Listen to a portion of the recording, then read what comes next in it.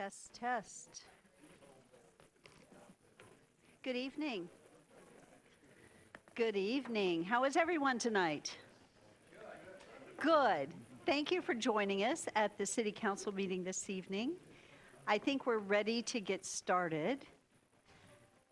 So, you know what? We have a wonderful tradition that we do, and that is we open our council meetings in prayer. And Pastor Johnny Moore, Eagle Christian, thank you so much, West Valley Campus, I should say. Thank you so much for being here. We appreciate it. Mayor and Councilman, it is truly a privilege to be here. Thank you. Before you go on, let's make sure your mic is on. I'm not sure if it is. Test, test. There we go. Okay, thank you. Will you join me in prayer?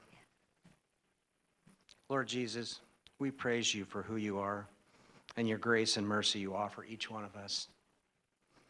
I ask that you would be with the mayor and the city council tonight as they walk through easy and I'm sure very difficult things to discuss. That your grace would abound, giving them the wisdom to deal with the opportunities and challenges that impacts the welfare of this community. Lord, this is a huge position that each one of these people hold. You say in your word, you require of each of us, and I think it's even heavier for those of us that are in leadership, that we are to act justly, to love mercy, and to walk humbly with you, God. May that be the presence of our heart, Lord. It's even on the wall in this room. I pray that this council will always work together to seek truth, that they would understand that each person is made in your image, and that each one would strive to be a servant leader. God, thank you for who you are in each one of our lives, God. God, thank you. In your son's holy and precious name, amen. Amen. Will you join me in the pledge? I pledge allegiance to the flag of the United States of America and to the republic for which it stands, one nation, under God, indivisible, with liberty and justice for all. Thank you. Pastor Moore, thank you so much for being here tonight. Thank you for praying. Thank you. Thank you. Okay, roll call. Rodriguez. Here. Chingula. Bills. Here. Reynolds. Here. Hammerfield. Here. Griffin. All present. So regarding proposed amendments to the agenda, I see that items 5.4 and 5.5 have been withdrawn. Are there any other proposed amendments to the agenda? Madam Mayor, I'm sorry, there was an error on my part. It's actually items 5.3 and 5.4. So items 5.3 and 5.4 are being withdrawn. Correct. Okay, thank you. If there are no other proposed amendments to the agenda, I would stand for a motion to approve the agenda, adopted agenda as stated. So moved. All in favor? Aye. Any opposed? Thank you. And I would stand for a motion to approve the consent agenda as submitted. So moved. Second. All in favor? Aye. Any opposed? Thank you. Okay, we don't have any agency or commission reports this evening, but we do have staff communications. And so let's start with our Public Works staff communications.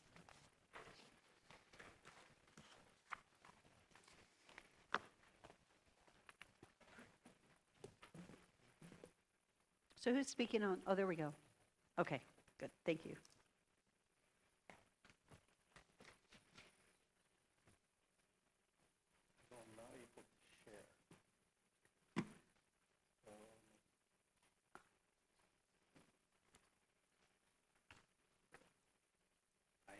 There we go. I'm glad. Thank you. Glad it worked.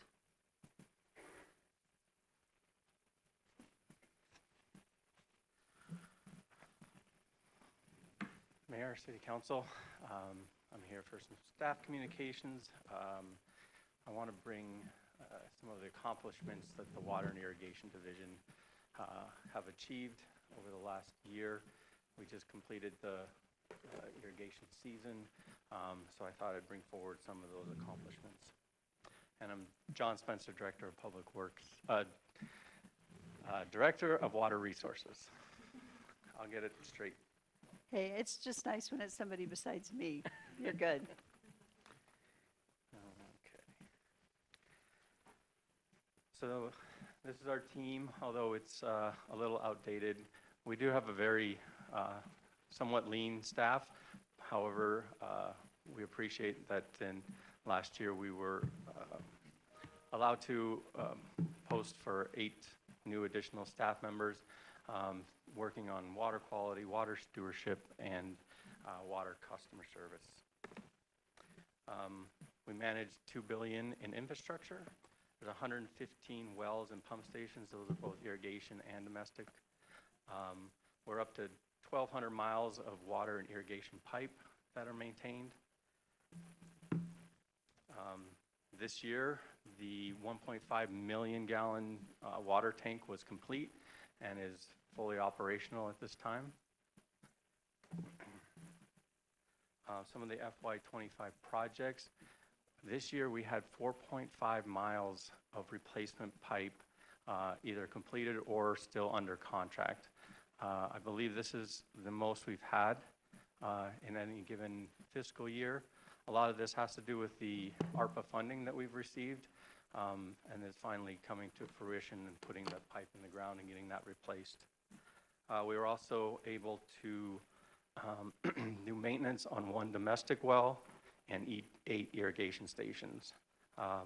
We also had to rebuild one of the domestic wells because it had some challenges this year, but our staff got through that and it's up and running currently. So some of the big numbers that we serve every year, we delivered 3.3 billion gallons of domestic water in FY25. So that, based on the estimated capita, that was 27,000 gallons per capita in 25. And that's in a 12-month period. In the 6-month period of the irrigation season, we delivered 9.3 billion gallons of irrigation water. So that's equivalent to 29,000 acre feet. I did a little research. It looks like the city of Nampa city limits are about 21,000 acres, which means more than the city of Nampa in the city limits. We put down more than we put a 1 foot of water over the entire surface of the city limits and beyond in irrigation season. So that estimate is 76,200 gallons per capita. So based on those estimated per capita numbers, we did see a reduction of 5.4% per capita domestic use and 2.7% reduction per capita in irrigation use. This year, our water division, we received 2,927 customer calls. Those included 1,205 breaks and leaks, 80 water quality calls, and 1,642 service calls, which means that our staff went out to every single one of these calls during their work, on top of all the general maintenance that they're required to do. Within those calls, 296 are emergency breaks. So we consider anything an emergency if anyone is out of domestic water. So I did a little comparison to see where we were over the last 3 years. And primarily we're in line. The customer calls have slowly grown over the years, kind of an expected thing when you have an increase in population. Our breaks and leaks they have slowly climbed. They've kind of hovered around the same numbers, but it's still a significant number, and a lot of that has to do with the aging infrastructure that we do have. The emergency repairs also have kind of hovered around the same. In FY23, that number is a little lower because of how we were calculating what emergency breaks were, and so I don't have all the numbers in there, but it was the best number I had for comparison at this time. So just for a general idea, if a contractor comes in and has to repair one of our service lines for us, which they did this year, it was at a cost of $6,125. Nampa staff does it for $1,120. When we replace water lines, and we have a contractor who comes in and places water mains, and we replace service lines during that time, that's a full replacement of service lines, meter tubs, and setters. We'll typically get a brand new service for $2,000.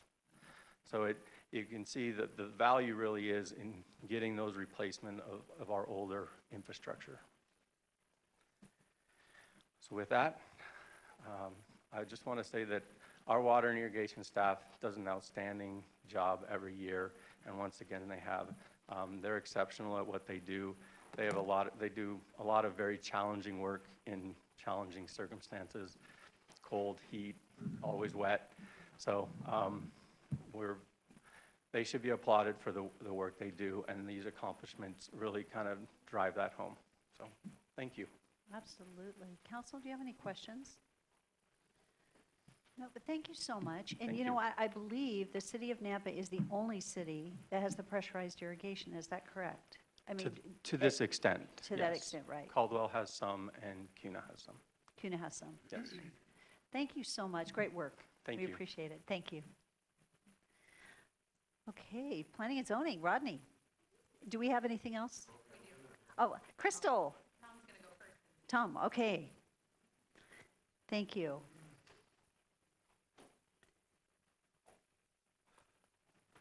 So Mayor, Council, some of you have already heard this and also at the State of the City, but I wanted to just make sure we got it in the public record and some public heard about it, and acknowledge the team on this reuse award that we won at the Pacific Northwest Reuse Conference. So this is Idaho and Oregon and Washington, and so we competed with some pretty big sewer districts in our reuse project for Class A. Won over some pretty big players in King County and over there in Portland area. So we're pretty proud of this. I'm going to pass it around. You can look at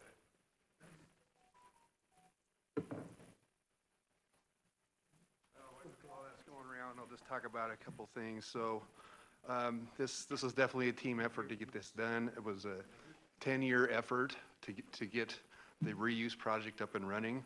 It all started back with partnerships with irrigation districts, finding the funding, and if you recall, we had a bond vote, and then we had some water rights we had to work through, and then we also had a lot of discussions about Water as the U.S. and disconnection of that. And then the next phase of it, we needed to figure out how to deliver the project, so we did the first largest in the state progressive design build, which turned out really great for us. It saved us some money from some severe inflationary times. And then we also, as we're getting this up and running, we had special interest groups who were asking about this and asking not to do this projects. We worked through all that with all of our data. And now we're doing public education. So I want to recognize and thank Jacobs as well. They're not here today, but they were a key player in this design build. I really appreciated the safety record. They were able to get this project done on time and in budget with no change orders. So again, this is just, I wanted just a couple quick notes to thank the team. It was a huge team effort. And I want to thank the council too, because we wouldn't be able to do this without your support for the bond vote and the funding. And there were some hard decisions along the way that you were very supportive of. So I want to thank you for that. Any questions? No questions, but Tom, thank you. Great, great work. Yeah, thank you so much. Thank you. Yeah.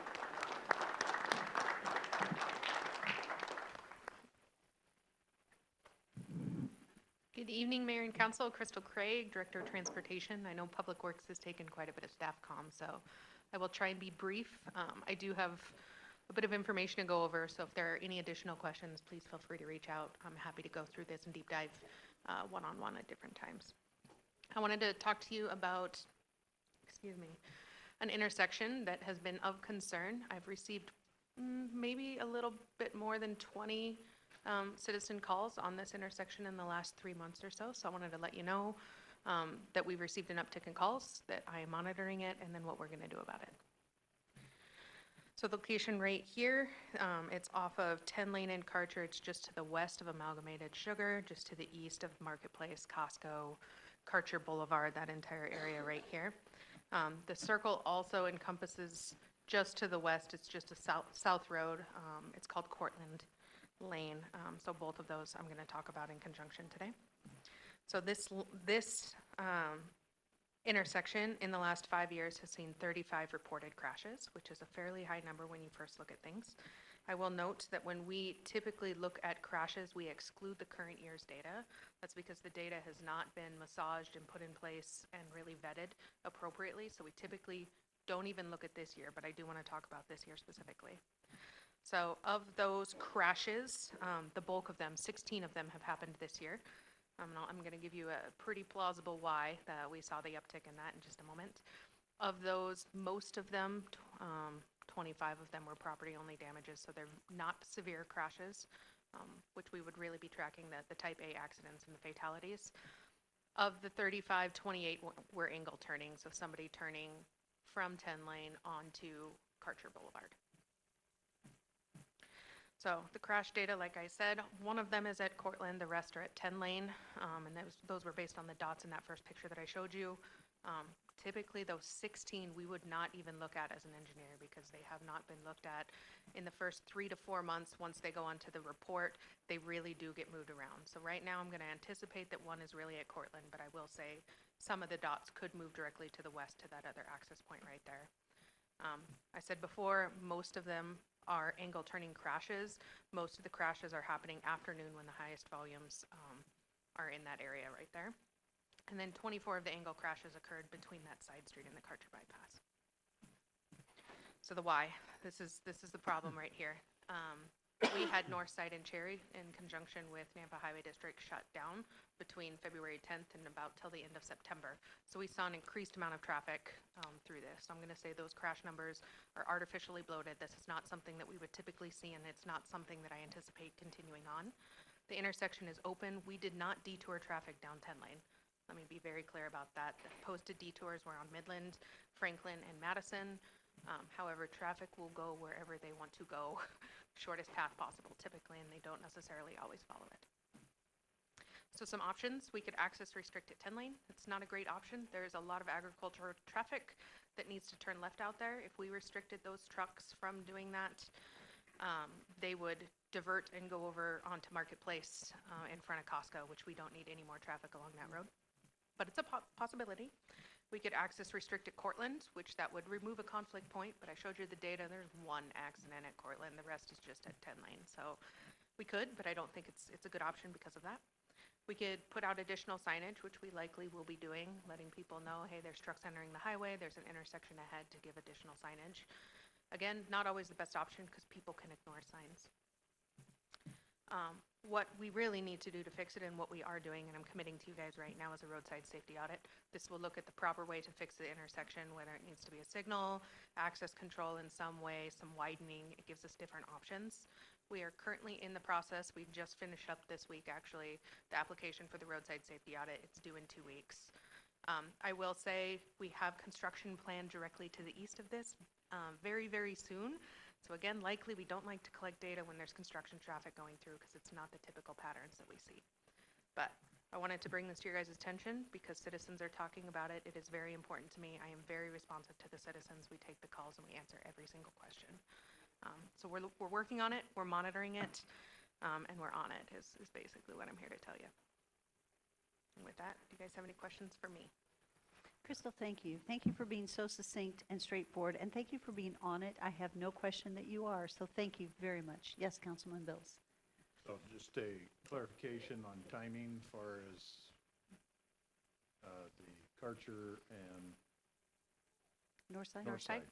intersection, what's, Yeah, Mayor, Councilman Bills, we are entering final design right now and starting to procure the right-of-way. I'm anticipating that that project will go out to bid in January, and it'll start breaking ground early spring. We are planning to leave it open, though, so it will be open with 1 lane in each direction for the duration of the project. will Cherry Lane be completed before that one starts? Yes, that's correct. Cherry Lane is currently completed. We need to maybe put some artwork out there, but Okay. it won't require road closures. Thank you. Great, thank you. Are there any other questions? Yes, Councilman Haverfield. So I'd never went down 10 lane until the roundabout was being created there. Obviously eastbound, leaving Costco to try to get back to Karcher. So yeah, a long line of cars. But there was, you couldn't continue on, so you were diverted back to 10 lane. So you said that's not going to be the case anymore going forward? Is the roundabout done? Mayor, Councilman Haverfield, yes, the roundabout opened at the Okay. end of September, so it is Okay. open and operational. Right. That, I know that that'll relieve the stress on 10 lane itself. That's the hope. Thank you. Any other questions? Mhm. Thank you. Thank you very much. Thank you. Rodney, now it's your turn.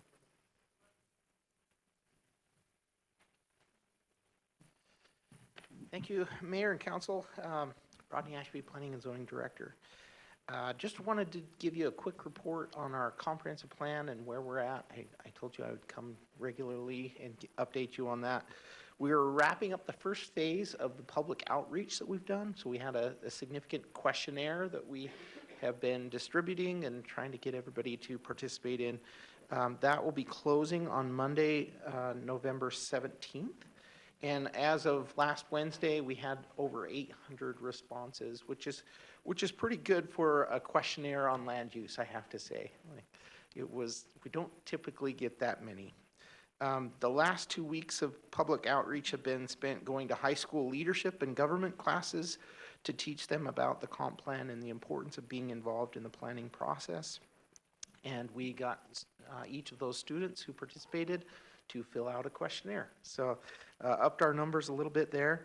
And then we have also been working with Amy and Vanessa to do the last push out on social media to encourage participation in the survey. And so that's where we're at now. We're going to be moving into our next phase, which involves some committees and some experts in the field to help the committees understand each of the different topics that we're going to be addressing. After we finalize all the public outreach, this first phase, I will be reporting back to you about the findings of that public outreach, what we found. But just a quick view of what I've seen so far is that we've done a really good job of getting a diversity of demographics and diversity of people throughout the community, not just in one specific area. So I thought that was a success I should report on. And then the next thing is just a report on Planning and Zoning Commission decisions at their last hearing on October 28th. The first item was a final plat for Silverland Park. That's a commercial development. That one was approved.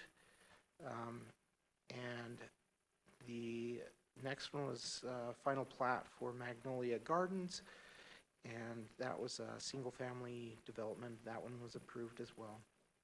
And then the last one was an extension for the final plat on Haltom Heritage. So this is the first extension that they had requested, and that was approved for 1 more year. Then public hearings, we had Prescott Creek. This is off of Prescott Lane and in between Prescott and 11th, and this was just north of, little ways north of Ustick.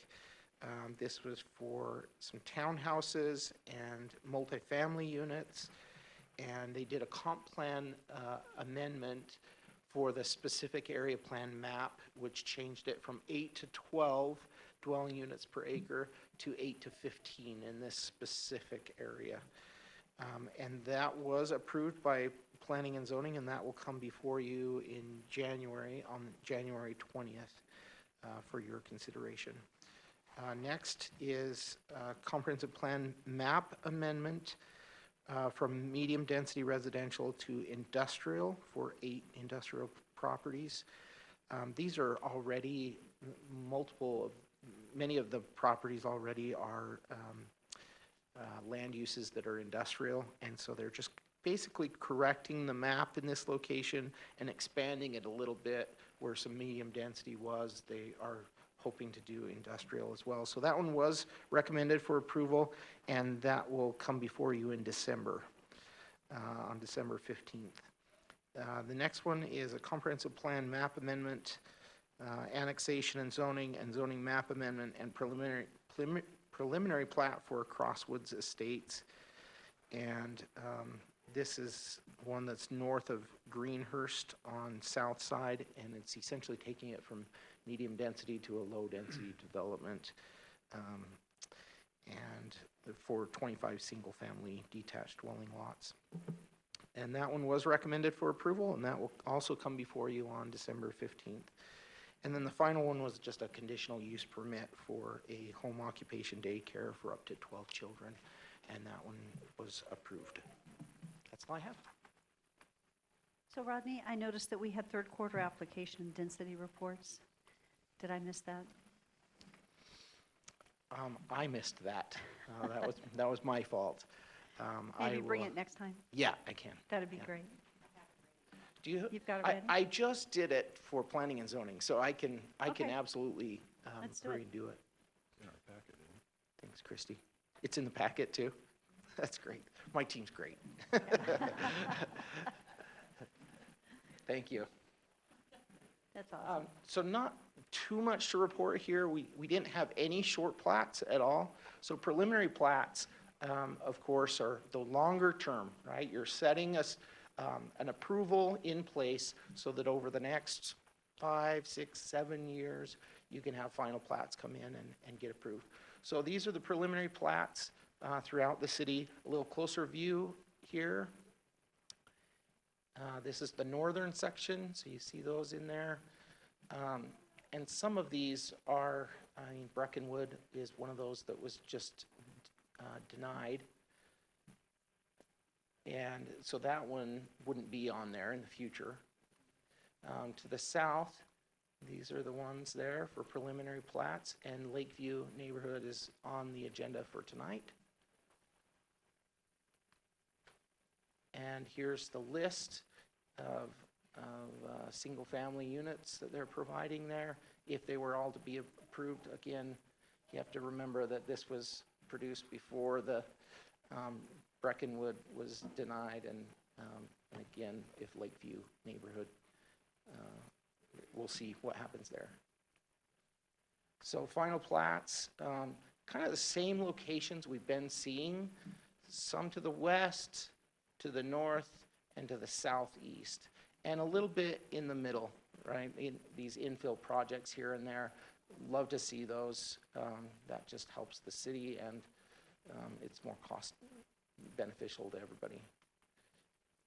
So northern section.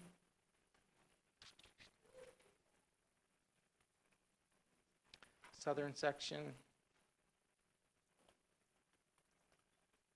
And here's the list of all the developments and multifamily units. Christy, can you tell us what that is? It 72? 72 multifamily units over all those final plats. And then there's, of course, 444 single-family units. And that is it. Pretty quick. Council, do you have any questions for Rodney? Just a quick one, Mayor. Yes. Rodney, it would appear, looking at the preliminary plats that have been approved, that we're going to see somewhat of a elongation of when final plats are going to build out. There's going to be a numbers drop is what it seems like when I was looking at charts, that we're going to lean out on some of our growth. So do you mean because of the smaller number of preliminary plats? Correct. Yes, that is exactly right. That's something I noticed as well. Less preliminary plats than we've seen in previous years. In fact, the total number of single-family dwellings, 684. That's pretty small compared to what we've seen in the past. So, and even some of those were not even approved. Actually, So if you take Breckenwood out, 352 of those, not even, so yeah, very, very small numbers there compared to what we've seen in the past, yeah. Only 350 roughly, Yeah, which is a major drop. So in terms of the comments of you know, we got a slow growth and so forth. Growth has slowed Yep, in terms of approval side. There's that's still correct. the projects pre-approved the last 3 to 5 years that are continuing to get built out, but new Yeah. stuff has taken a considerable step back. That is absolutely correct. And if you look at this map, these are the final plats. And, you know, these are the ones that you're going to see, you know, they have approval to move forward with their plats. So these are the ones that you might see developing. However, even some of those, as you heard me report on tonight, some of those are requesting extensions because of the market, just changes in the market. So, yeah, these things ebb and flow over time, but right now, we're certainly seeing less interest in developing. Thank you. Thank you, Rodney. Appreciate that. I think I'm going to do a quick change in our agenda order, and I see our team with VFW here tonight. And I was thinking, I would like to go ahead and do our proclamation so that you guys don't have to sit through all of our new business. That way you can go home if you want to. And so I would love, so is Dawn going to come up, or is everybody going to come up? You'll come up. Okay, I'll read this, and you can stand there, and then we would love for you to share with us for just a minute. I'm never sure I got turned down. But, okay, I'll go ahead and read. So, whereas the annual distribution of Buddy Poppies by the Veterans of Foreign Affairs of the United States has been officially recognized and endorsed by governmental leaders since 1922. And whereas the VFW Buddy Poppies, if I can say that right, are assembled by disabled veterans, and the proceeds of this worthy fundraising campaign are used exclusively for the benefit of disabled and veterans in need, and the widows and orphans of deceased veterans. Whereas the basic purpose of the annual distribution of Buddy Poppies by the Veterans of Foreign Affairs is eloquently reflected in their desire to honor the dead by helping the living. And whereas I urge the citizens of this community to recognize the merits of this cause and support their efforts to recognize the sacrifices of their honored dead. I also urge all patriotic citizens to wear a Buddy Poppy as mute evidence of our gratitude to the men and women of this country who have risked their lives in defense of the freedoms we continue to enjoy as American citizens. Now, therefore, I, Debbie Kling, Mayor of the City of Nampa, Idaho, do hereby proclaim the days of November 13, 14, and 15 of 2025 in the City of Nampa as VFW Buddy Poppy Days. Furthermore, I urge citizens to support the VFW and to go visit them at DMB Supply in Nampa and Albertsons at 12th and Greenhurst. Thank you so much for being there each year. Thank you for what you do, and thank you for coming forward. Thank you, Mayor. Would you like to say anything? Yeah, I am the commander of the post here in Napa. And go ahead and grab that mic and get it right in your, so people online can hear you. Can you get it? Perfect. I'm the commander, Don Tobias, of the post here in Napa, post 3465. All the money that we do collect on these Buddy Poppies goes to people in our own area, right here in Napa, for our disabled veterans, homeless veterans, anybody that needs help, whether they're passing through. We've given them gas cards, whatever we can do to help. So all the money that we do take in goes to them individuals. I would like to introduce a couple people here.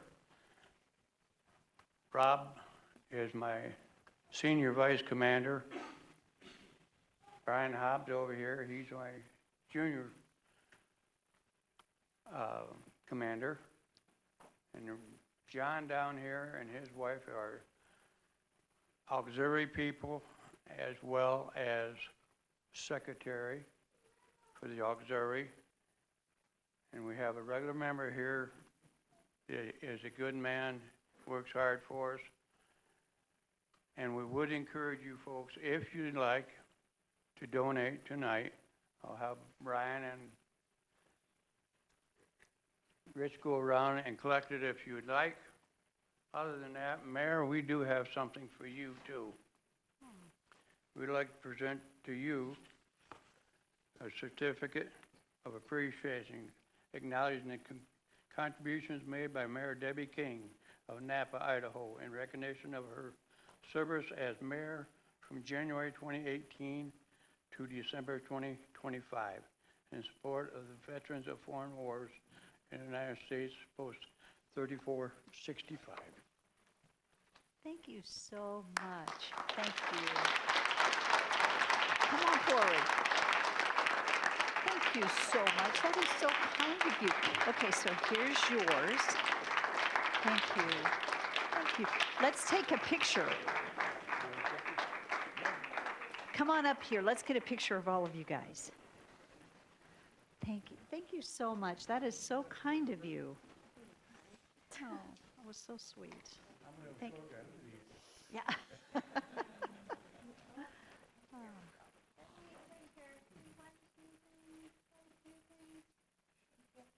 Thank you all for what you do. Thank you for that kind gesture, and thank you so much for the work and looking out for others. Thank you. Thank you so much. Thank you. How are you? It's good to see you. Thank you.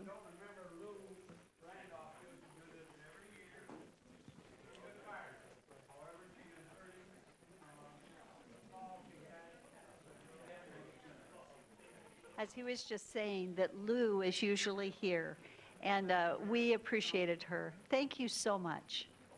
So I forgot to bring my cash. I'll see you at Albertsons. Thank you. Thank you.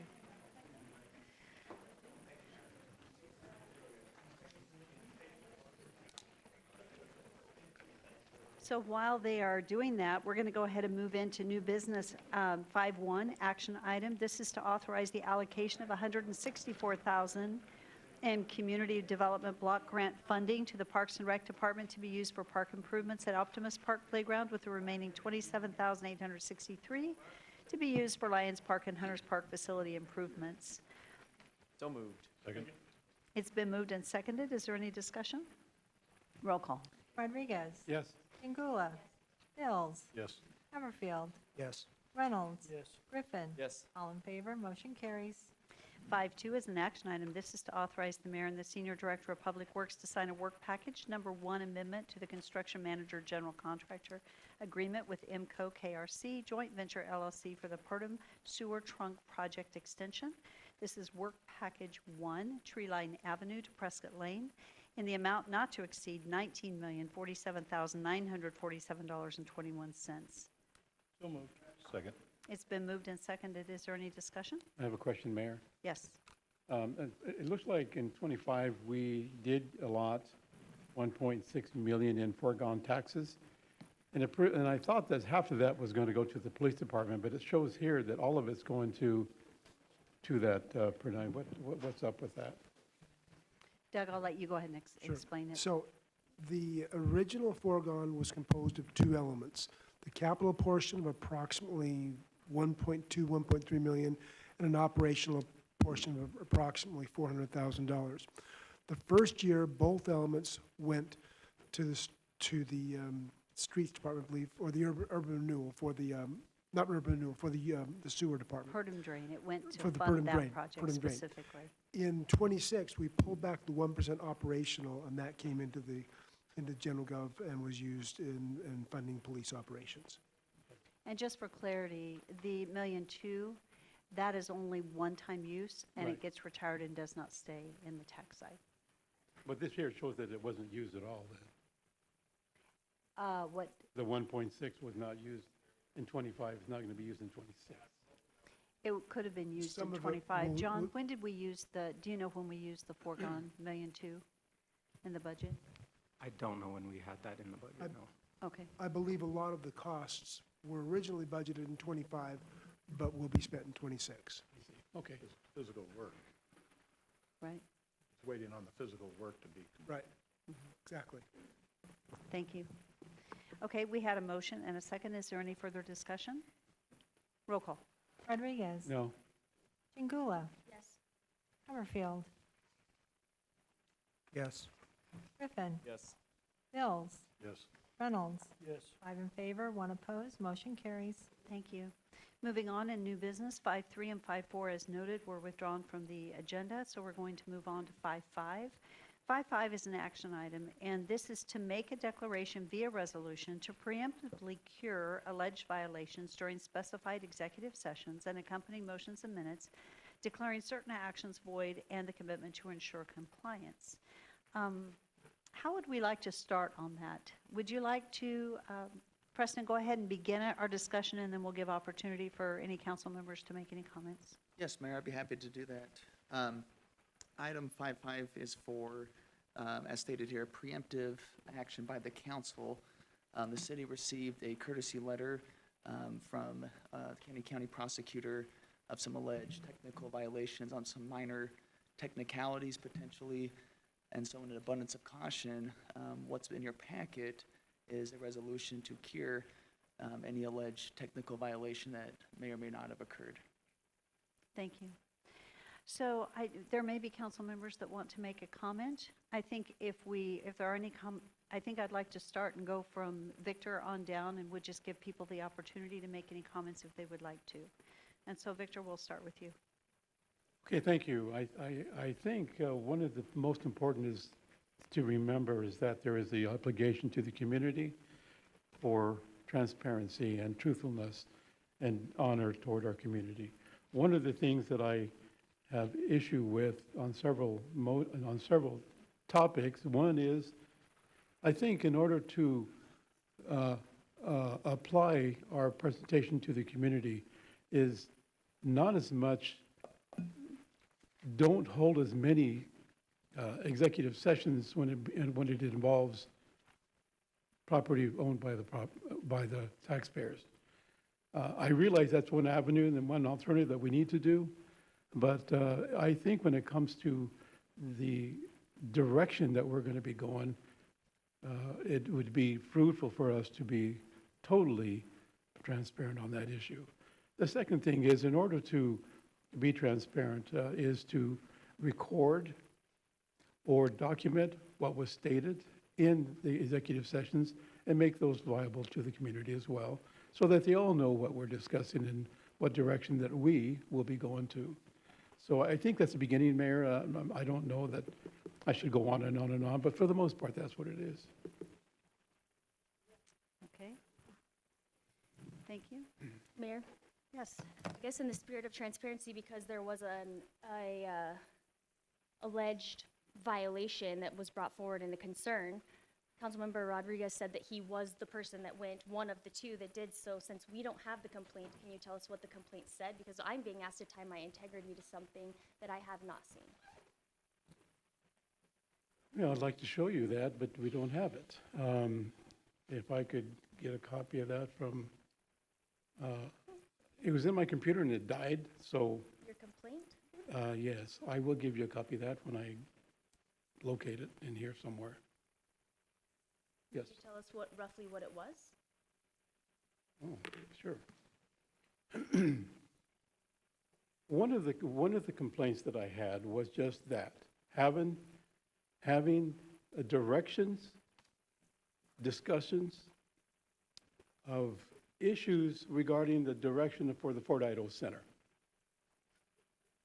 Some of the discussions were going toward not necessarily listening to the community, but having several councilmen, Bills and Reynolds, involved in the negotiations with CWI prior to my knowledge. That's not transparent. What that was is a direction that they decided that would be the best thing to do, unbeknownst to us and to the community. I thought that was wrong. I still think it's wrong. And actually, if you want to know the truth, you probably shouldn't be able to vote on this for a conflict of interest, to show full transparency and a better direction. That was one. The other one was this. When we are in executive sessions, we don't make decisions.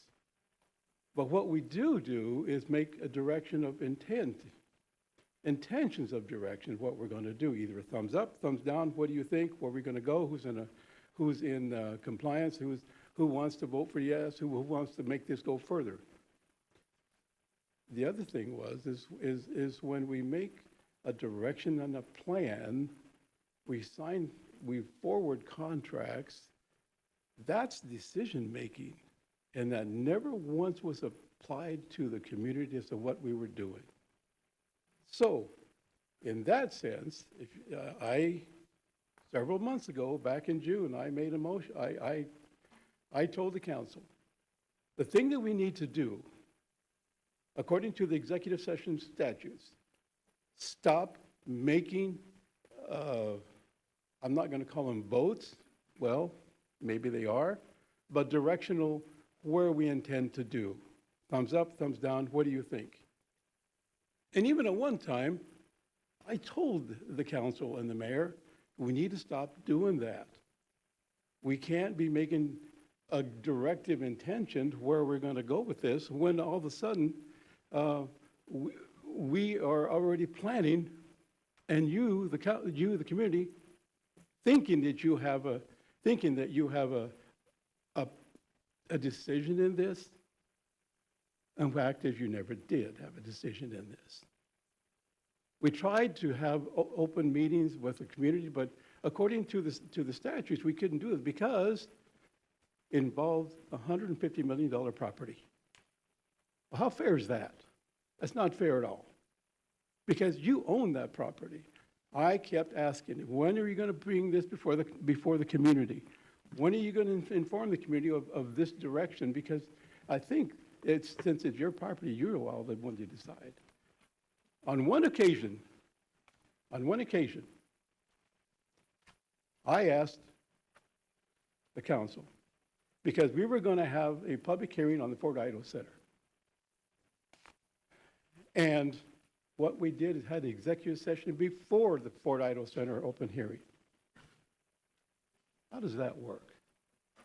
And I told the council, before we went into public hearing, this is not transparent. You're already deciding what we're going to say, what we're going to do by Preston Rudder, our attorney, who knows better than not shouldn't be allowing us to do this. And then we go into the public hearing thinking that you have a say-so in this, and we just had a closed session about what we were going to do. You can call that a decision, you can call that a direction, I don't care what you call it. Common sensely speaking, I made the point to stop, and we could not be having hearings before. Oh, sure, Preston Rudder is going to say that it was a matter of following direction and it was according to the statutes that we needed to follow this and this and this. The bottom line is, folks, I came out and said, stop. We can't be doing this because the community thinks they have a say-so with this, and they don't. So Victor, I'm going to pause you right there. No, there. I'm not done yet. So the other thing was that Natalie asked, well, I'm going to give it to you, whether you want to hear it or not. The other thing is, on one occasion, Mayor Kling. Mayor, point of order, if you do want to pause any council member from speaking, that is your prerogative. And council members, she does control that as the executive presiding authority. Sure, because you don't want to hear what I have to say, Preston. Point of order, Mayor. Councilman Rodriguez, you had asked a question about how can we do this? Mayor, I'd be more than happy to explain objectively just a what moment. the law says on this. No, just a moment. You're trying to interrupt me again, and I don't think you should. I'm telling you what's in the report. And now you're trying to shut me up about to do that. Yeah, I don't think it's going to work. Mayor, let the record reflect the point of order, so. Madam Mayor, I say let him finish. Thank you. We'll have our turn, okay? Okay, thank you. That'll be fantastic. Thank you.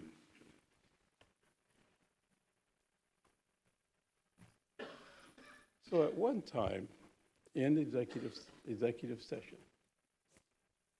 we were figuring out who was in favor of the Fort Idaho Center conveyance and who was not. So the mayor decided to take a look, a direction of who was who. Well, it ended up being 3-3. And Mayor Kling, you said 3-3, then I'll break the tie in favor. How right was that? I don't think that was correct, I Yeah. will say. Yeah, And I I've think got so. several agreeing with me, because we do not vote in executive No, I session. know that, Mayor, and I told you that. I said, you can't do that. So, look, if y'all didn't want to hear me, should have brought it up. But that's in the report. That's in the statement. So, and the thing is that I also alleged that in these actions going forward, since they weren't recorded and since they weren't documented, that our attorney, Rudder, should have called out when we were in violation and said, stop. We can't be continuing to do this. He never once said that. But he honestly went ahead and allowed it to happen, where I had to call it out and say, no, you can't do this. So that's in a nutshell. You all can say what you want to say. I'm the one that brought it up, and I'll stand by it. So let me have it.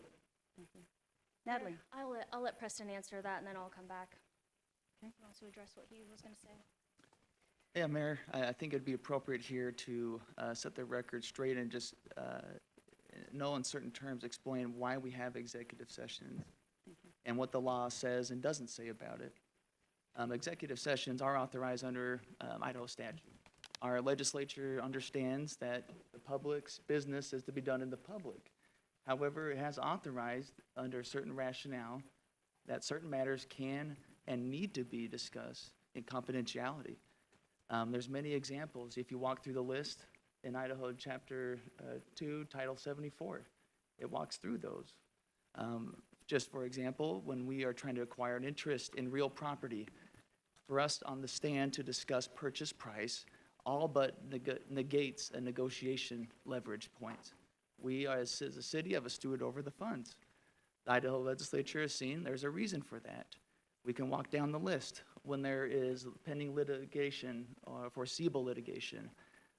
For the city to flesh out here its legal strategy, the strengths and weaknesses of a case. The list goes on.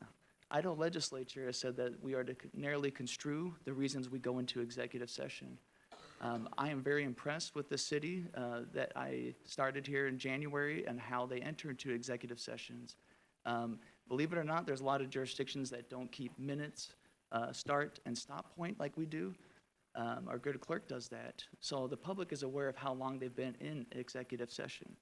We not only state the subsection, we read it out for the convenience and awareness of the public. There's many, many instances where executive session can be challenged. People do it. They believe that every ounce and every minute detail of government needs to be done in the public.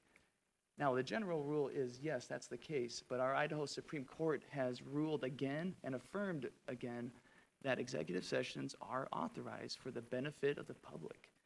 And so that needs to be understood here. And the direction that we've gone under executive session has been done so in good faith and with an informed decision. Now, some people have disagreed about the basis and rationale of going in there or the legality of it. And rather than litigate that out here, what is proposed tonight is just cleaning up an alleged technical procedural irregularity, if one even exists. And that's why we're here tonight. And Mayor and council members, including Councilman Rodriguez, we're here to try to follow the law and be transparent. And we are doing that exactly right now. And I'd admonish this council to keep it above the fray. This is not a time for name calling, and certainly we're here to educate one another as we conduct the business in the public. And so there may be more comments, Mayor, but those are just initial thoughts before Councilwoman Jangala proceeds with her comments. Thank you. Mayor, just for clarification on those points, has the city of Nampa received by the legal method, procedure, received a formal complaint other than the courtesy letter from the Canyon County Prosecutor's Office? Mayor, Councilman Griffin, no, we have not. All we received is a courtesy letter. It's not a formal complaint. It hasn't been filed. Or it is just that. It's just a preliminary observation that we received, and no formal complaint has been received. Has there been any kind of correspondence or discussion that there's one coming down the pike? Mayor and Councilman Griffin, I have talked with the county prosecutor who was conflicted out on this, Grant Lobes.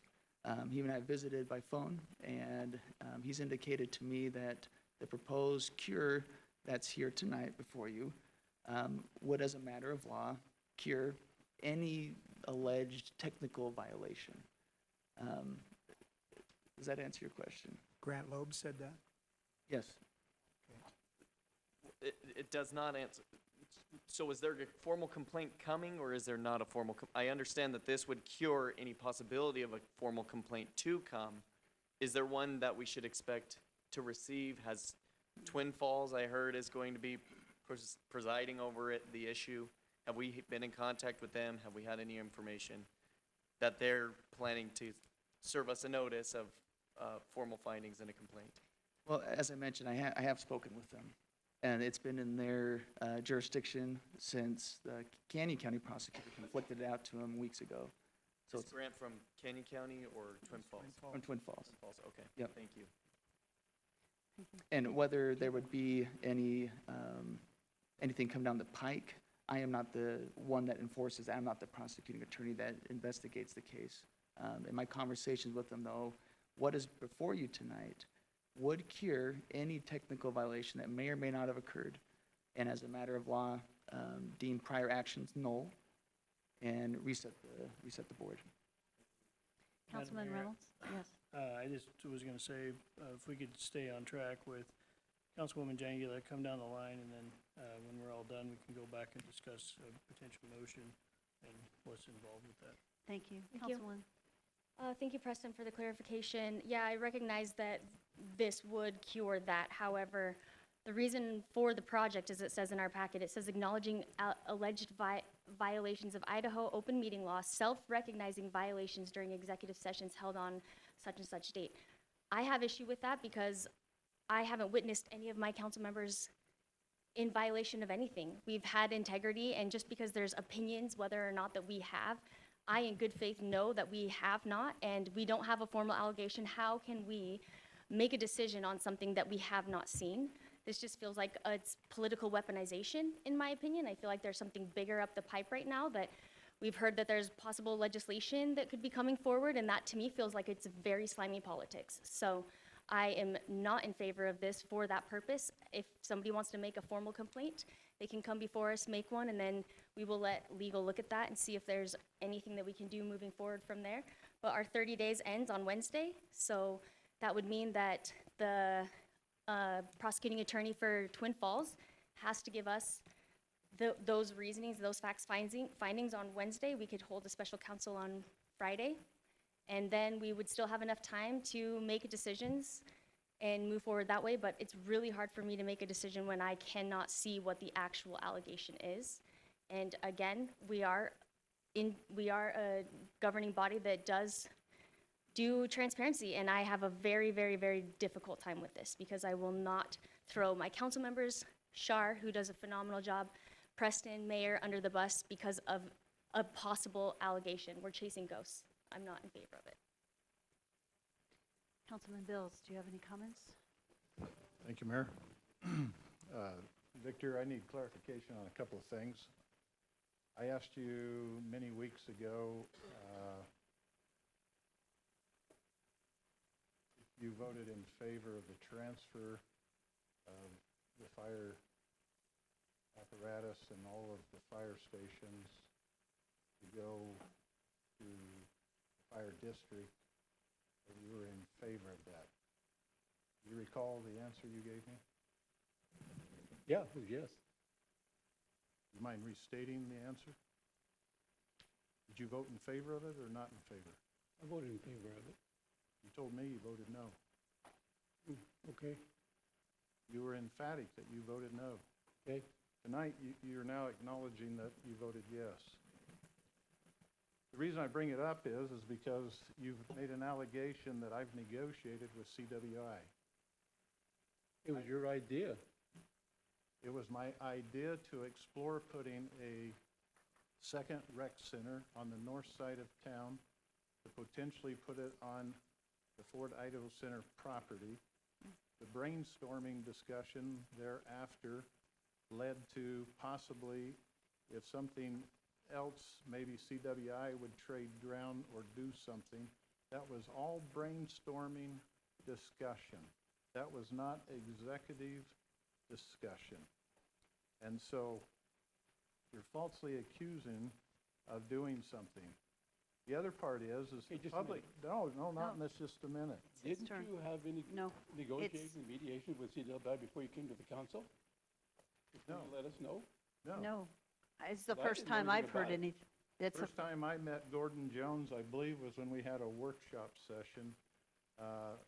And I believe that was the first time that I had met him, or possibly a week prior to that workshop. But I haven't done I have done no real estate work. I've done no work on behalf of City of Nampa ahead of any of the discussions that came forward. Everything that I have explored has been that the City of Nampa could use a rec center on the north side. Back when I was on council 12 years ago, there was discussion about one day we're going to need a substation for the police department on the north side when the north side grows. I raised those two issues with Councilman Reynolds and Mayor Kling and asked about, is there anything in the budget, anything in the plan for future forward of what's going to happen on the north side? And the discussion from there was brainstorm ideas for months at a time. And then the discussion began to move towards what would happen if we could connect with CWI. When that discussion, that brainstorm began, all council was involved in that discussion. And you were a part of that discussion. So to say that we've done something out ahead or otherwise is an absolute falsehood. I don't appreciate being accused of doing wrong when I didn't do wrong.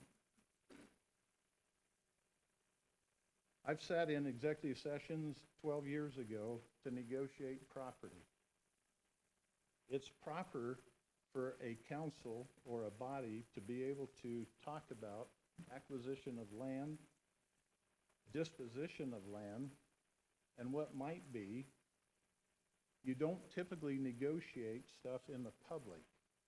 And in the real estate world, under the current development, you know we've had several executive sessions trying to acquire park ground. Well, if you go out there and say, here's what we're able to do, the price changes and the negotiations never take place, which is what has happened this past year. It's unfortunate to have the false accusations. It's unfortunate that the public has to see that a council who's been operating with correct integrity and no definitive missteps. So when you said we took a vote, well, it's proper to have the leadership, whether it be the mayor or the council leader, ask the question, what's council's thinking on this in an executive session? Should we pursue this 40-acre piece for parks or not? Do we go forward and think about some other exchange or not? And Mr. Rodriguez, you've been a part of that discussion. And so when there was discussion on the Fort Idaho Center that said, you're calling votes, it was simply, what are each of you thinking? So there's a known direction.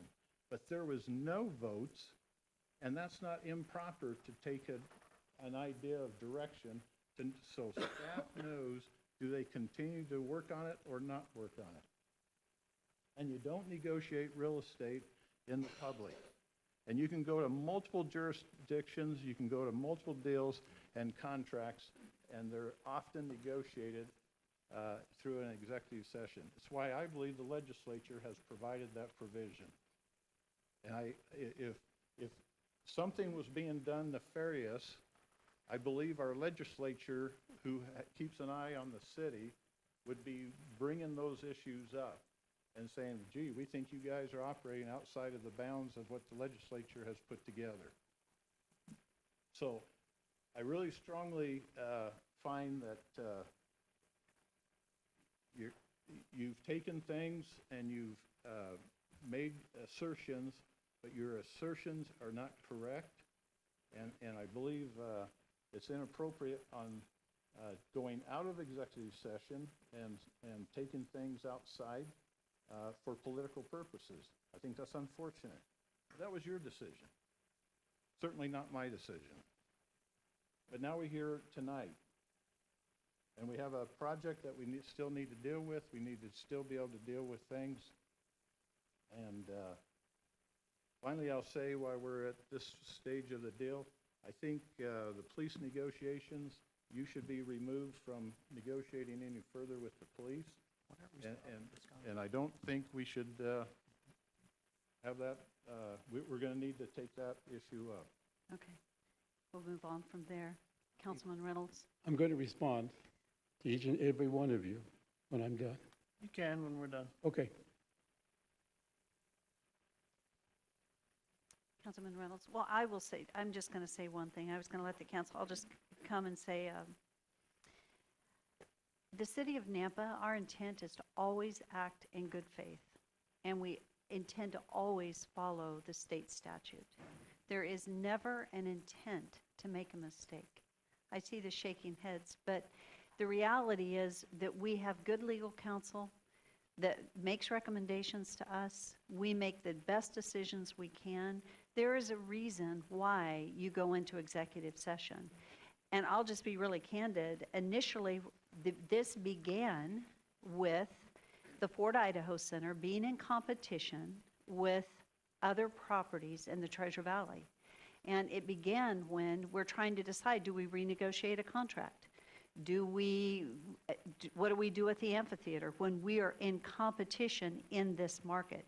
We're also in competition from a commerce side in a much broader area with the top national people that are bringing in concerts, because we compete to get those concerts into this area. That competition is what caused us to go into executive session.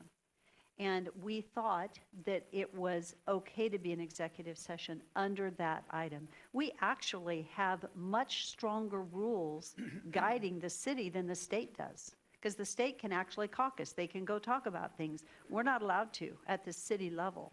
And so it's even harder here at the city to figure out, how do you have a discussion? When we're talking about what to do and where this all began, it had to do with renegotiating a contract and what to do with that contract, because we were in competition and we didn't want to publicly talk about the competition in the local market, which was very, very challenging to have a discussion that evolved into what is the role of the city as it relates to the entertainment district that we have.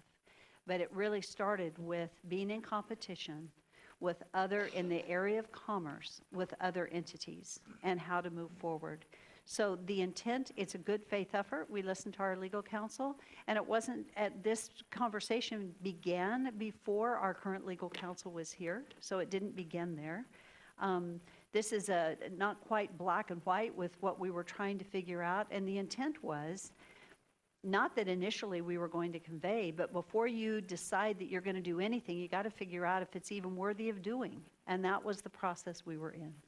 So I will say, Councilman Rodriguez, you voted to go always in favor to go into executive session. You never voted not to go into executive session.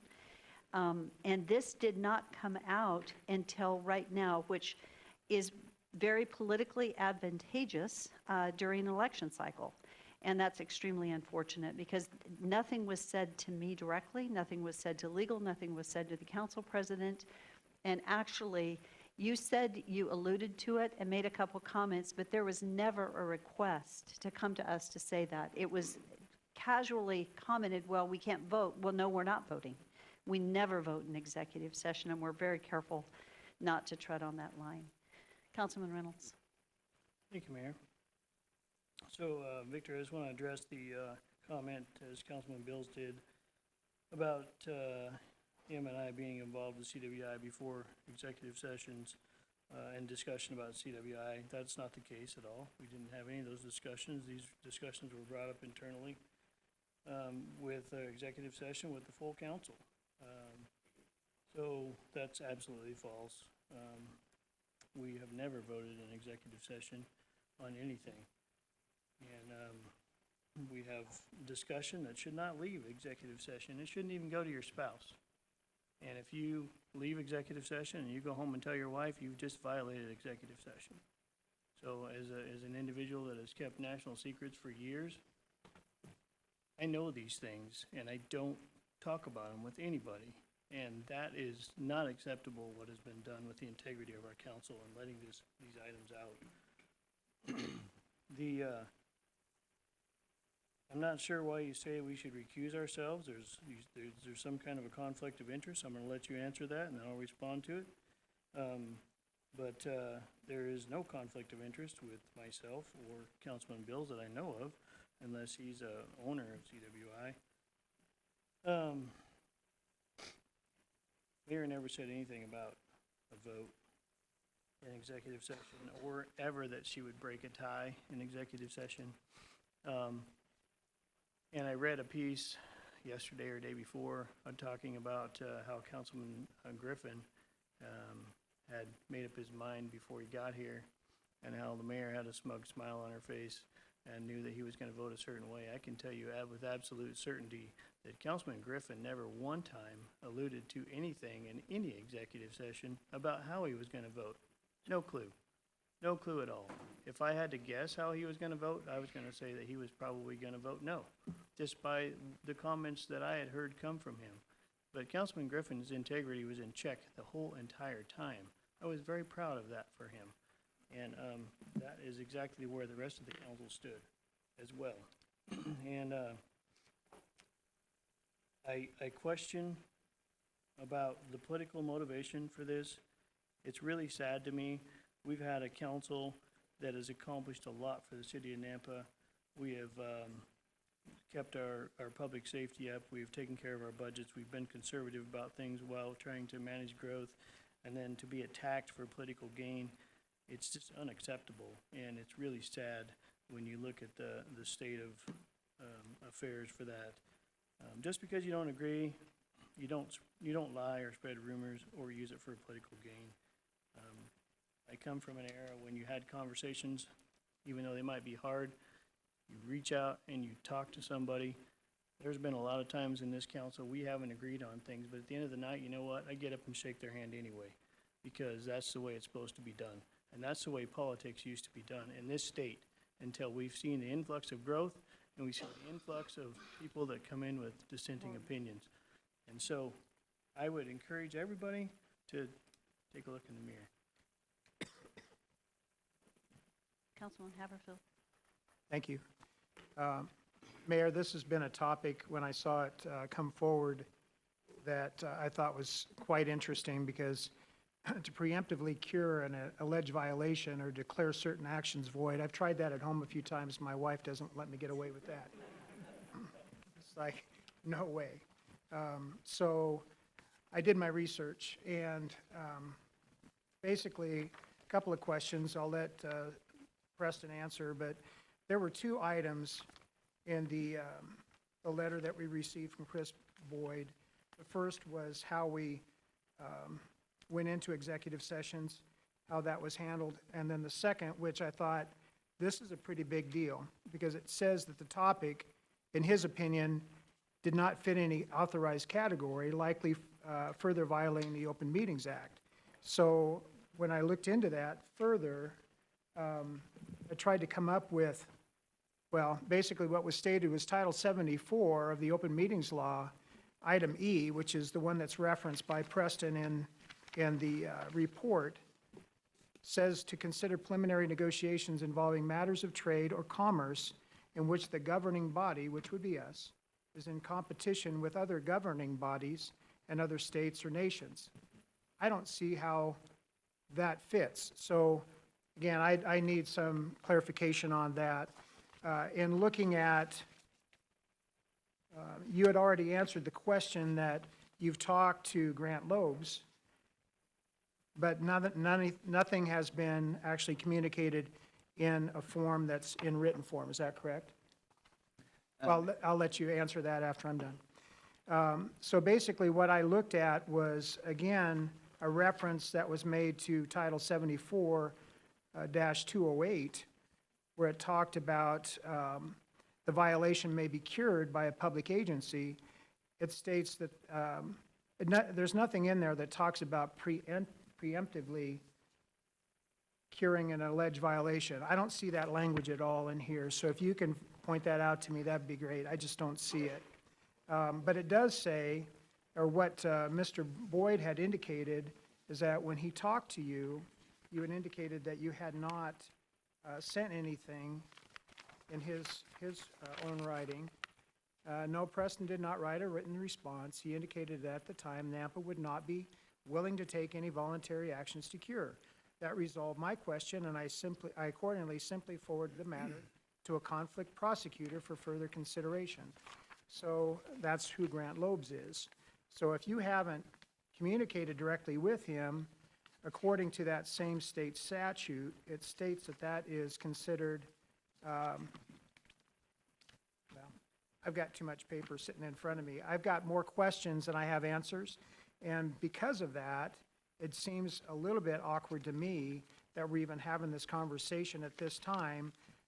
The next item is to convey or basically declare the Fort Idaho Center underutilized, but we haven't even addressed these allegations to the point where we're basically saying we're self-recognizing, but we're not taking any accountability. So I've tried that at home. My wife doesn't let me get away with it. I'm not sure why the citizens of Nampa would allow us to have that kind of a self-recognition and say that we're going to go back and say everything that's happened didn't happen, because it did, because you've already got the documentation for the underutilization to be set before us. So that means that didn't go away. We didn't go back to the point of default, to the point where everything is, okay, we're not using any of that. We're basically saying then that the town halls happened, but it was with information that shouldn't have been used. So anyway, all that to say, you point out to me, if you would, please, where it states that we can preemptively cure an allegation. And then just one last thing as far as I'm not trying to side with anybody one way or the other, but when I received a call from the prosecutor's office asking me if we have ever had any votes in executive session, and I said, no, nothing formal, but there are straw votes all the time, head nods, whatever it might be. We see those all the time, and that's, even in talking to Rick Hogaboom about it, he understands that that's normal process, but it's not formal. So there's no formal motions in executive session, but there are quite often straw votes that take place. Mayor, do you want me to address some of those questions? Yes, and I do. I guess I'm sitting here, it sounds like you have information that we don't have because you've had communications outside of, with the Canyon County prosecutor, it sounds like. No, all I did was, after we got the letter, and that's why I asked at our last council meeting if we could have some determination for tonight. That's when I asked that question. Then I followed up with a question to Mr. Boyd, because I was concerned about how drastic this really is. I mean, if we need to be taking a step back and really considering the position we're putting the city in, I mean, if it's a civil case, if we have mishandled something, we need to take a step back and cure it properly, and that means we take accountability. But not all, I found this as well, not all forms of misconduct, if it's considered that, can be cured. So if we haven't been able to determine yet what we're accepting that we did wrong, or at least saying we might have done something wrong, which my wife doesn't allow, and we're saying it can be cured, but maybe it can't be cured, and when the special prosecutor comes in and he says, you guys really screwed up. So, and Preston, I'll just say, a couple of months ago, I asked you, and I'm not trying to load up on you, but I asked you about the potential for an abuse of discretion, because that was a term that was being bantered around about us and our involvement as far as in these type of decisions without really informing the public properly, and then an abuse of authority that was launched on Councilwoman Jangula and Bills. Those things, there's more of a perception by the community. When I asked you about that, you said, no, that's not that bar's Olympic level, remember that? And I said, I know a guy that could probably clear that, because I got his autograph. And so, all that to say, you know, I've been trying to raise the red flag a few times just to make sure that we're doing things right. And I'm not sure that we have, or maybe we have. But we don't know that because we haven't heard back from the special prosecutor. He might come in with even more allegations. So that's the other concern I have. Mayor, Councilman Haverfield, I'm just glad you were listening and remember what I said. Thank you. Yeah, it's good to know. Dick Fosbury, if Yeah, you're that's right. asking. Yeah. Maybe a lot to unpack there. I'll do my best. I think what this comes down to are two things: process and proportionality.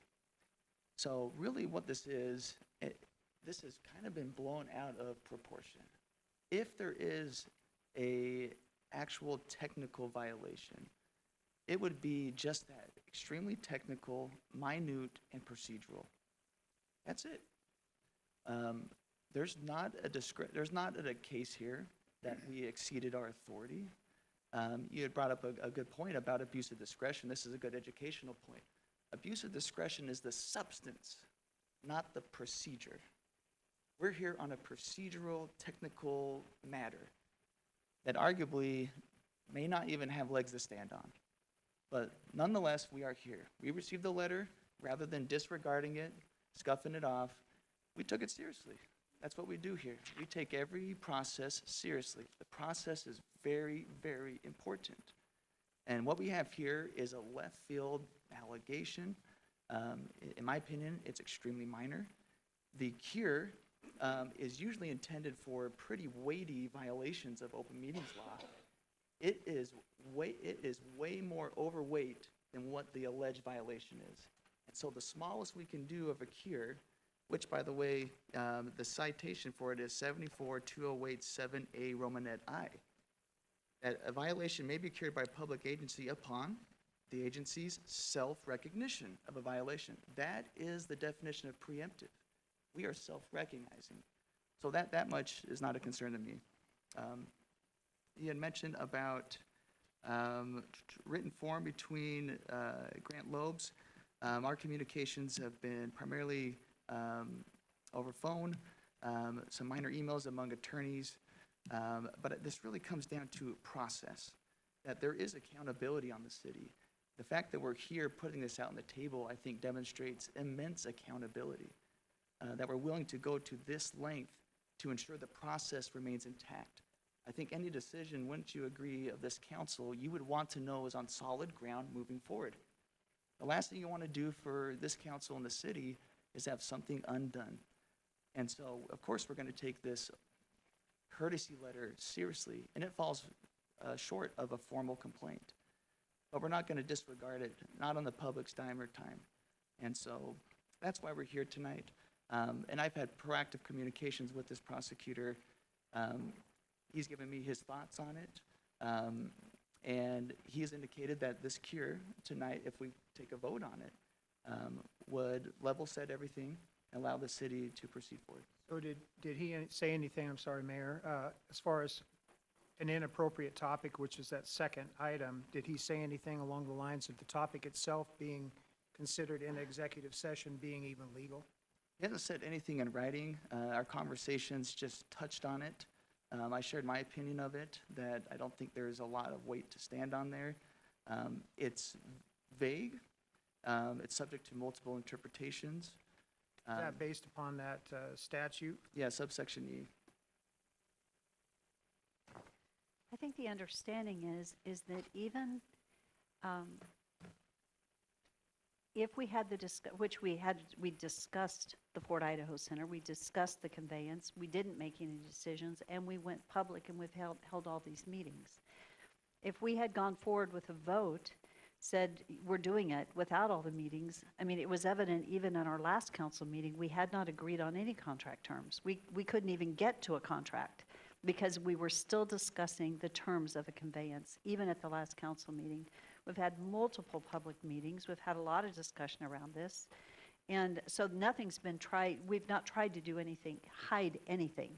It rolled out awkwardly just because of lack of, I mean, it just was rolled out. We didn't get to roll it out the way we should have rolled it out. So can't go back and fix that. But it goes back to the intentionality. There was never an intention to do anything. We always had talked about going to the public and giving the public the opportunity to discuss it. We just had to decide, are we going to do it? Is it even worthy of consideration or not worthy of consideration? That said, that particular issue, because we are public, at least based on what I've listened with Preston, because we publicly have acknowledged it, we went public with all the discussions. I've never seen anything with contracts out on a website for everybody to get to review. We've put everything out there. And then when they get updated, they're out there again. So when he says this is a cure, preemptive cure, it's because we've already been very transparent. And it's very difficult to, I think for many here, to say, yes, we're going to go ahead and move forward with this, because it's almost admitting we did something wrong and we never intentionally did anything wrong. So that would be the point. Well, the term there is intentionally. Correct.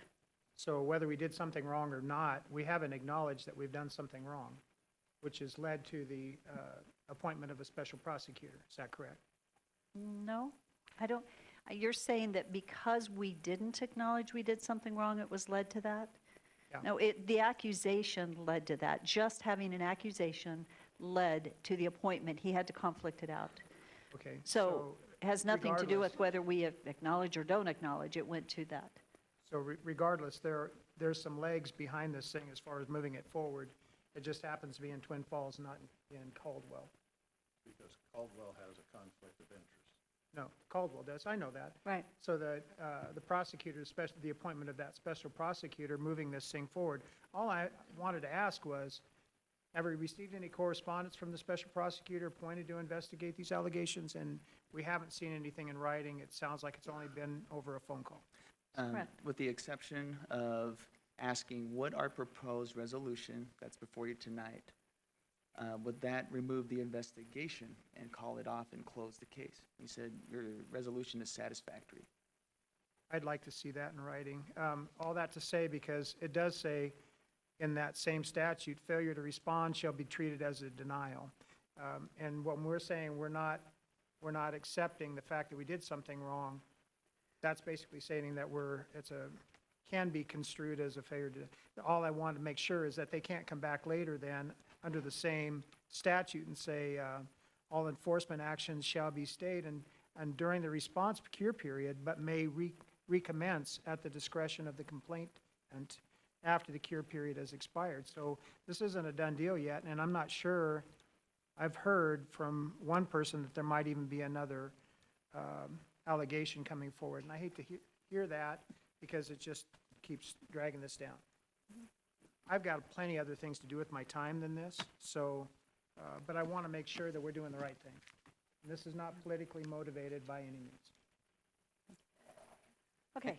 So do you have anything else? Maybe just Go one- ahead and then One clarifying Councilman comment Griffin. before we get Yes. to Councilman Griffin. The legal effect of a cure is that prior action is null and void. And that would, in this case, would be the September 15th finding of underutilization and October 6th decision to convey to CWI. That rectifies, that cures. I mean, the word itself implies what it does. It cures any possible violation, even a minute technicality that's being alleged here. So what about the documentation that's been prepared during that time frame? Is that considered fruit of the poisonous tree or not? That's usually used in a criminal evidence setting. What documentation are you referencing? Conveyance agreement? I mean, there's been several renditions of it. This resolution as far as on the underutilization, I mean, that's all been developed. Does it go away and we start over again? I mean, do we go back to the point of beginning? It's a fair question. What it says is that the action is deemed null, not the process, not everything leading up to it, but that event of the action is deemed null. So everything remains intact. It's not, I'll use your term, fruit of the poisonous tree. The whole thing isn't washed clean, we're back to square one. All the proceedings leading up to it are still intact, but that final act is now null, and then you can redo the process should you choose to do so, which is proposed now. Mayor, at the end of all this conversation, I'm sorry I've taken more time, but I'd just like to see something from that prosecutor that says it was an appropriate topic to be discussed in executive session, because if it was not, that's a big deal to me. And I think to the citizens in general that weren't a part of the conversation when they should have been a part of the conversation. Because if it was allowed or not allowed in executive session, that's a big deal. At this point, to find that out, you would have to wait to see if a formal complaint would be filed. At this point, the very prosecutor who would make that determination has said, if you take this course of action, it's a level set on everything, on that action. And it cures, if there were any violation, it would cure it. That would be the legal effect.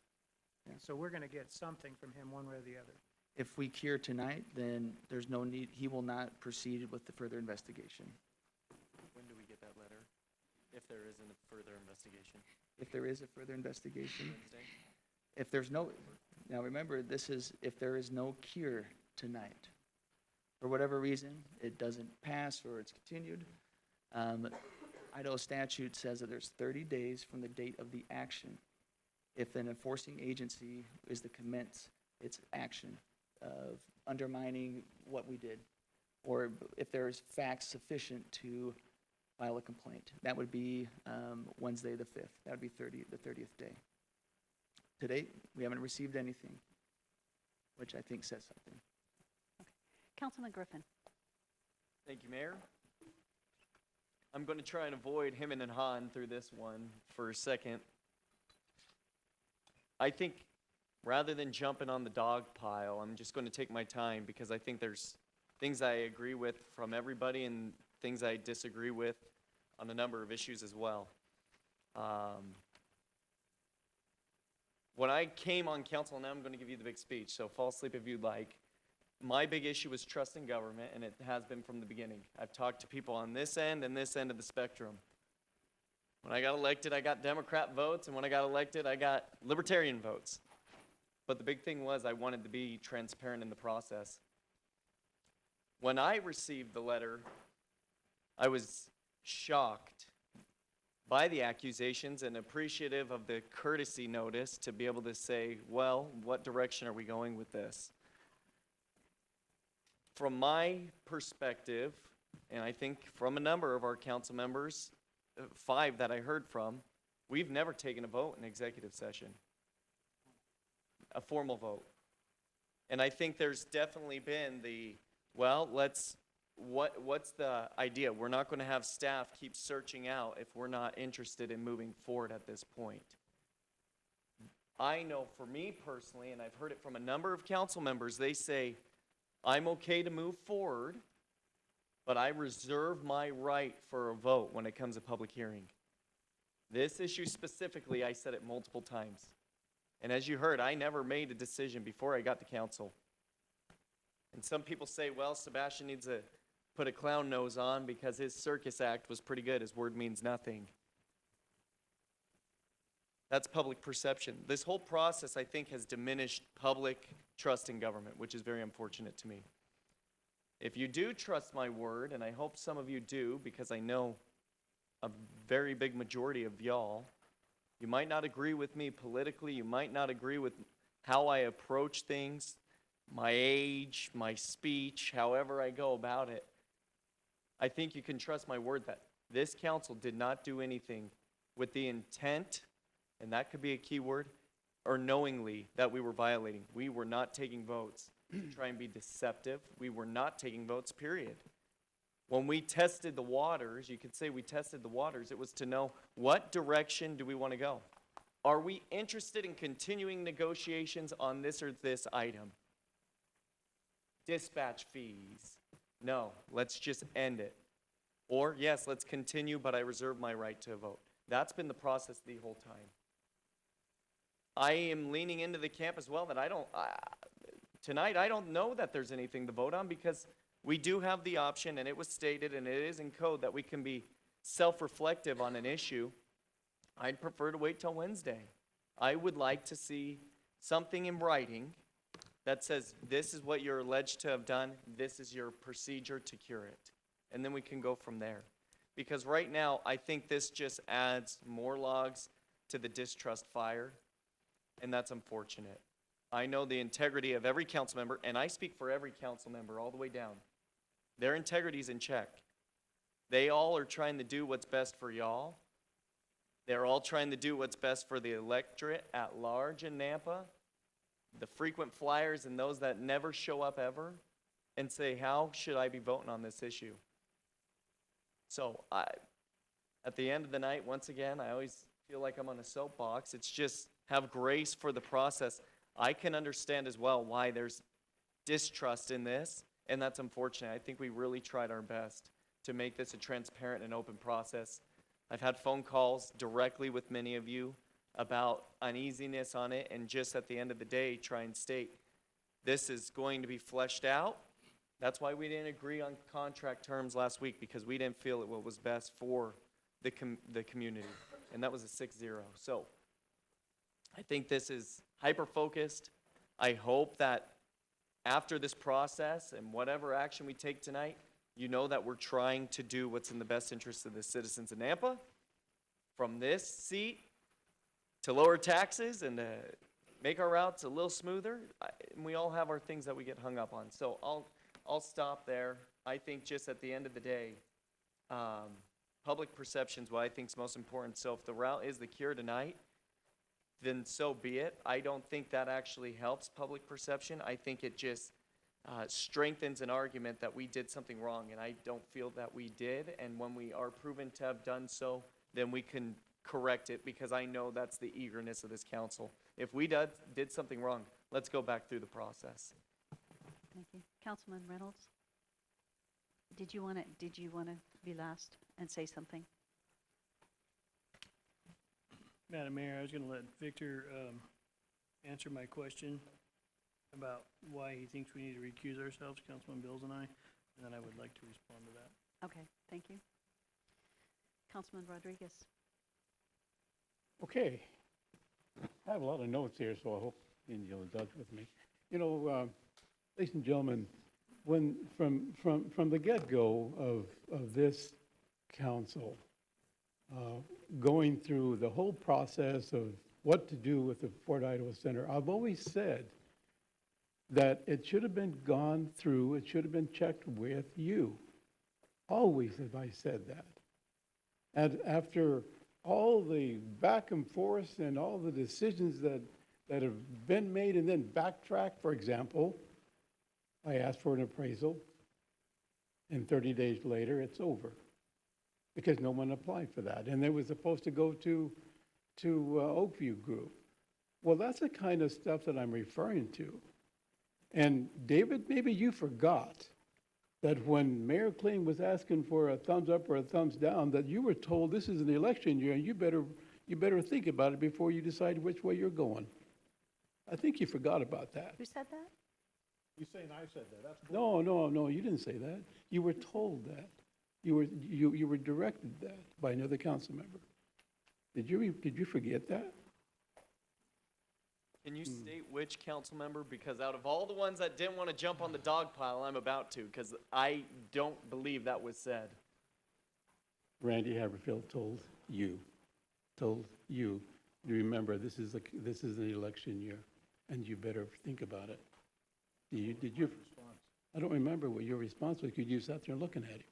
Yeah, I don't even remember. That's when the mayor said, well, it's a 3, so you're a negative. You're a no. So did you forget that? Here's the thing, ladies and gentlemen. Y'all, it's been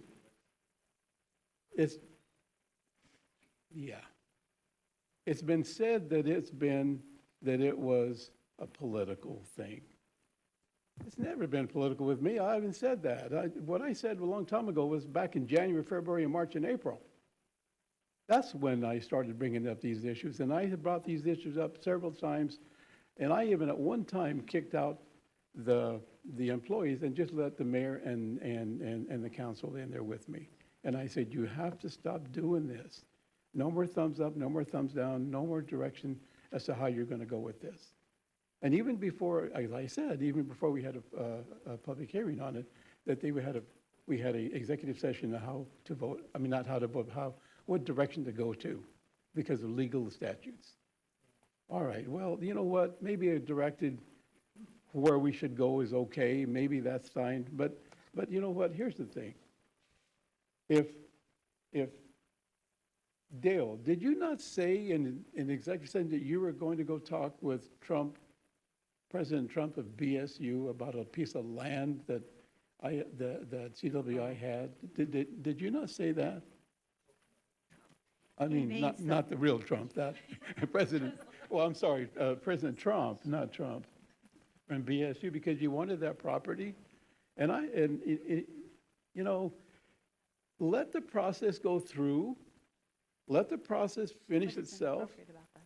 Chris Boyd wrote the letter that says that he thought his direction was better just to have it cleared by perception of the community. That's why there is another, that's why he thought it was best to send a letter to the city. And then once he sent the letter to the city, he said, cure it. Now we're here, we're not curing anything. All you're doing is just saying to the community it's all political. Well, that's not political. It's always been like that with me as far as my direction. So neither one of you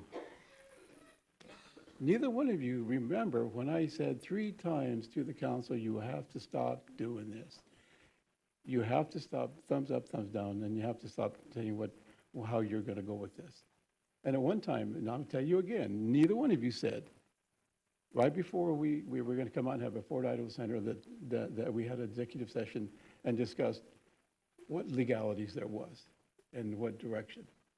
Neither one of you said that. All you're saying, oh no, that didn't happen. Well, Victor? You know what? I'm not done yet. So if you're thinking that my perception is different than yours, it really isn't. It's the same. It's just that I call out when I think it's wrong. If the direction is wrong, the perception is wrong by the community, then we got to do something about it.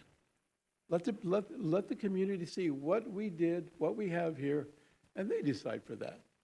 Victor, that might be your perception, but we just heard from legal and all of us exactly what is legal to do, and that has to take place in those meetings for us to make decisions to be able to move forward. It's not a vote, it's to be able to move forward. We just all talked about it. So that could be your perception, but that doesn't mean that we're doing anything wrong.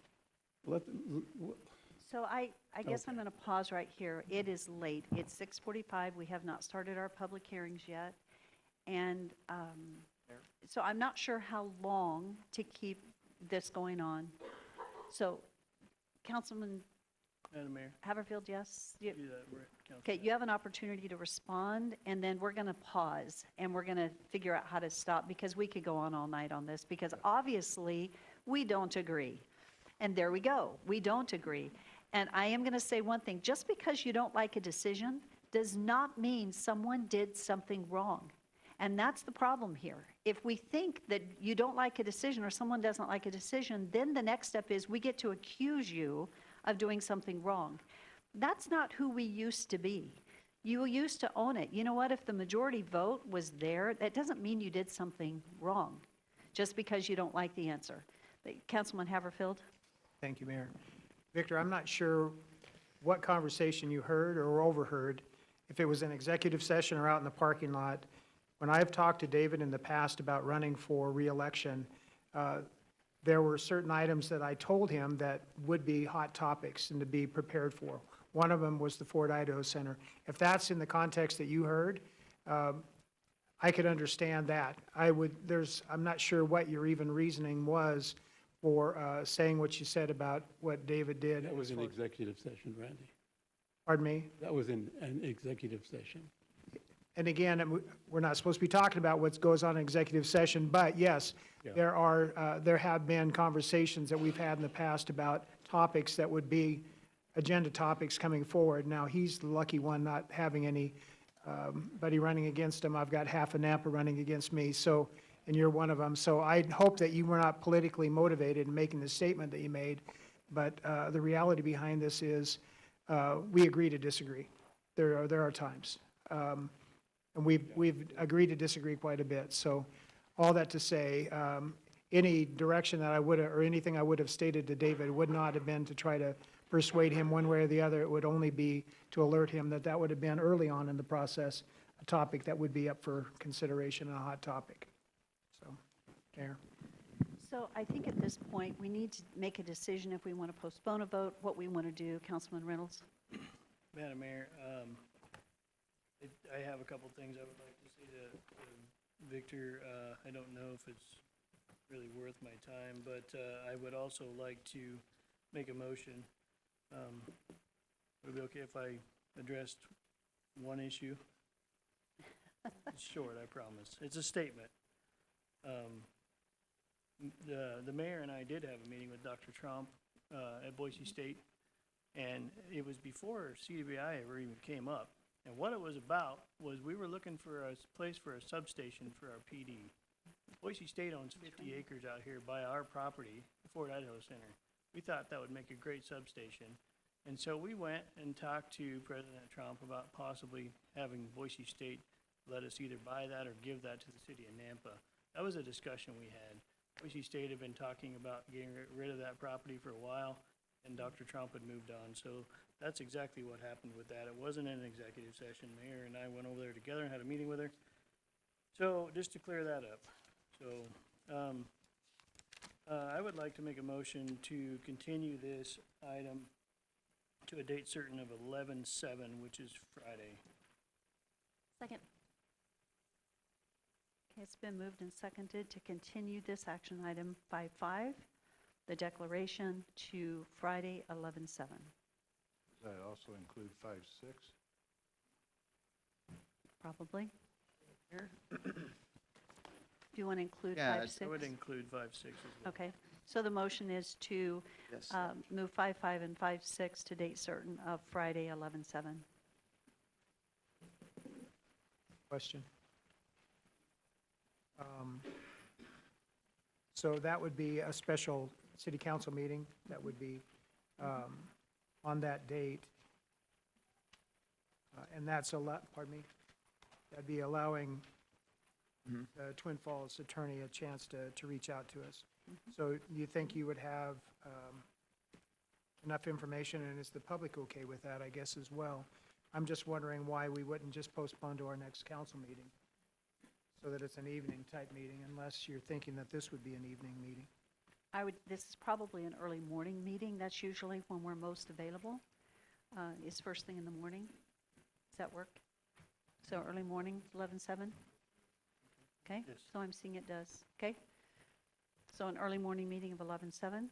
So we have a motion and a second. Is there any discussion? Roll call. Rodriguez. Yes. Bills. Yes. Haverfield. Yes. Griffin. Yes. Pingula. Yes. Reynolds. Yes. All in favor, motion carries. Make it 8 o'clock? Do you want 7? 6:30? No. I see 8 here and 7 there. 7:30. 7:30. Okay, meet in the middle, 7:30 a.m. on 11/7. That's lunchtime. Okay, at this time, we are going to move into public hearing. So those of you that were here for this discussion, if you don't want to stay, you don't have to. We are going to move into public hearings at this time. We will finish our new business after public hearings. So our first public hearing is 8.1. 8.1 is an action item. This was continued from September 15th. I look forward to staff briefing us on this particular item. I understand the public hearing is still open. So this is an action item. This is annexation and zoning to RS7, RS 8.5, RS 12, RS 22, single-family residential zoning districts, and a potential development agreement and subdivision preliminary plat for Lakeview neighborhood on a total of 57.16 acres at 12529 Midway Road and 0 Iowa Avenue. For the Conger Group, representing Karen and Bob Anderson, the original concept is the development of 14.86 acres for RS 22, 29.08 acres for RS 12, 9.94 acres at RS 8.5, 23.4 acres for RS7 with a combined 131 detached single-family lots, which includes one with a current detached single-family residence and 19 common lots. Again, this was continued from September 15th. The public hearing is still open, and I have watched, I was not here on 9/15. I have watched the public hearing, so I am familiar with the discussions that took place, that were held. Per staff, I'm just reading what's on here. The applicant will be presenting a slightly altered concept plan based on comments heard from council and the public. Is that correct? Yes, okay. Public testimony, because the public hearing is open, needs to be responsive to the changes. So our typical public hearing is, and I think most are aware of that, the applicant has the opportunity to present. So you will present first the changes and what you've done. Then staff will follow up with comments. After that, when the public hearing begins, the comments need to be based on what was presented by the applicant. It should not be a repeat of comments that are already stated on the record. It should be directly related to the changes that have taken place. So we will begin today with our applicant. And thank you for coming forward and giving us your name and address. And here we go. Thank you, Madam Mayor. Heath Clark, 251 East Front Street, representing the applicant. So, as you'll recall, when we were back here in September, we presented an application that took into account some of the comments that we'd heard about a year and a half prior. And what we had done was we had reduced our density, easy for me to say, significantly, and we had used a buffer of 150 feet on the west side to try to match density on the east that's medium density residential against Carriage Hill, and then a much less dense area where the county lots are on the west. So as we had the conversation on September 15th, we heard some additional requests. So these included making Lot 1, Block 5, which is that area in the north, yep, right there, a open space lot. We also heard that we would like to explore taking the sport court that's currently on the south, there you go, on the southeast, and moving it to the central area. And in doing so, we would remove those 2 lots, and then where the sport court used to be, put 1 more lot there. So it's a net loss of 2 lots. So overall, what you see is we had previously removed 25 lots. Now with this change, we're up to 27 total lots removed. So that ends up being the same number that Cheryl had asked for previously.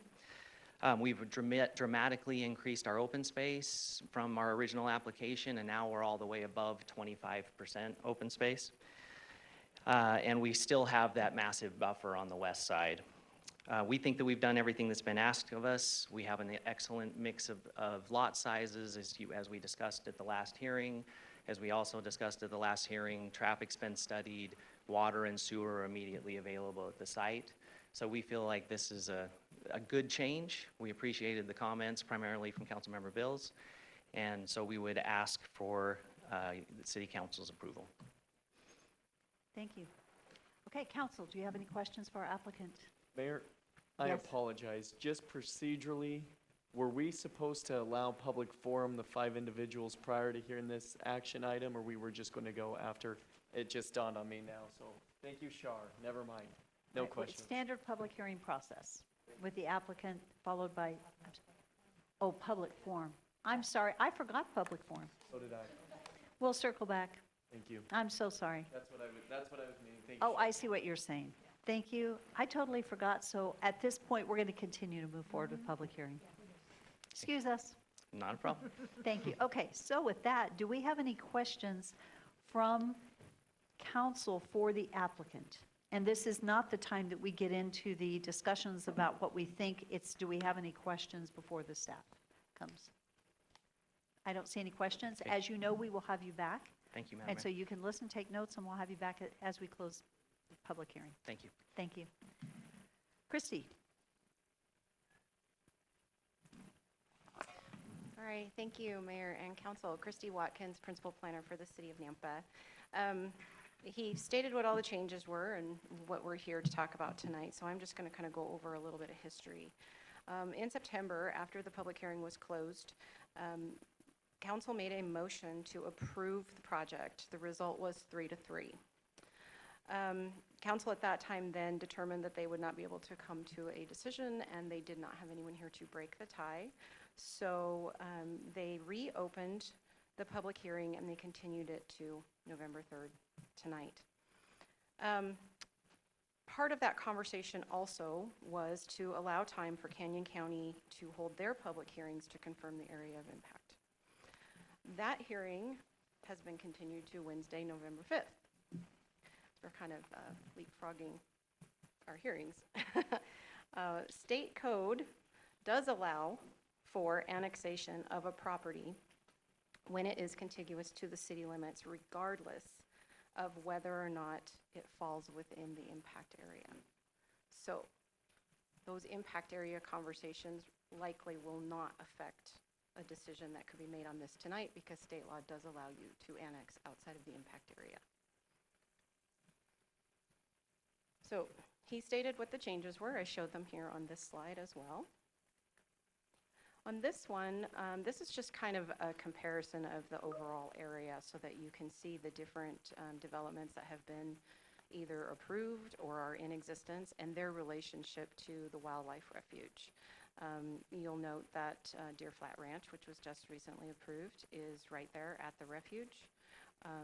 Summit Ridge, Heron Ridge, Coyote Cove, which is a Canyon County subdivision, is right there at the wildlife refuge.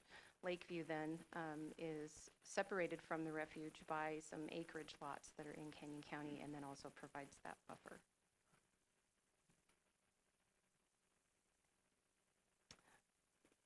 That's really all I have to reflect back on this project. So these are your potential motions, and I'll stand for any questions. Thank you, Christy. Council, do you have any questions for Christy at this time? Okay. Yep, Mayor. Yes, okay.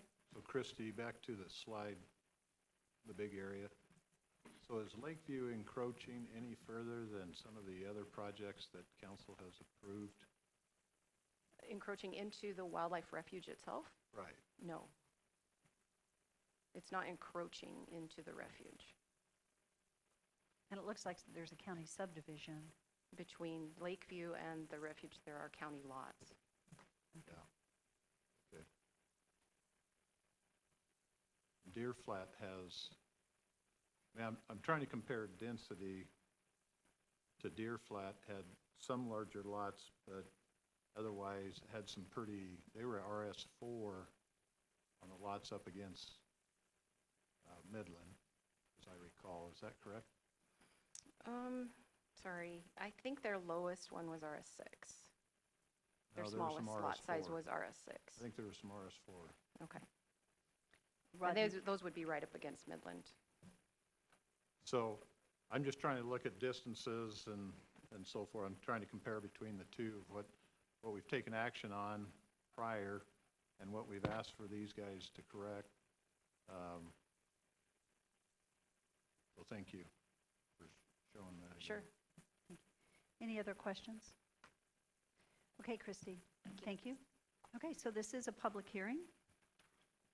Madam Mayor, we only have one person that is requesting to provide public testimony on this, and that is Chris Baranin.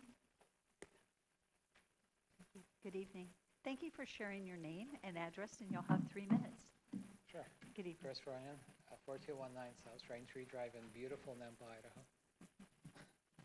Oh, hey. Good evening, Mayor and Council members. Thank you for your service and listening to the residents on these important issues. Okay. I want to briefly speak to you about the annexation of this new development. I haven't given you this report. This was actually designed for public forum, which we kind of skipped.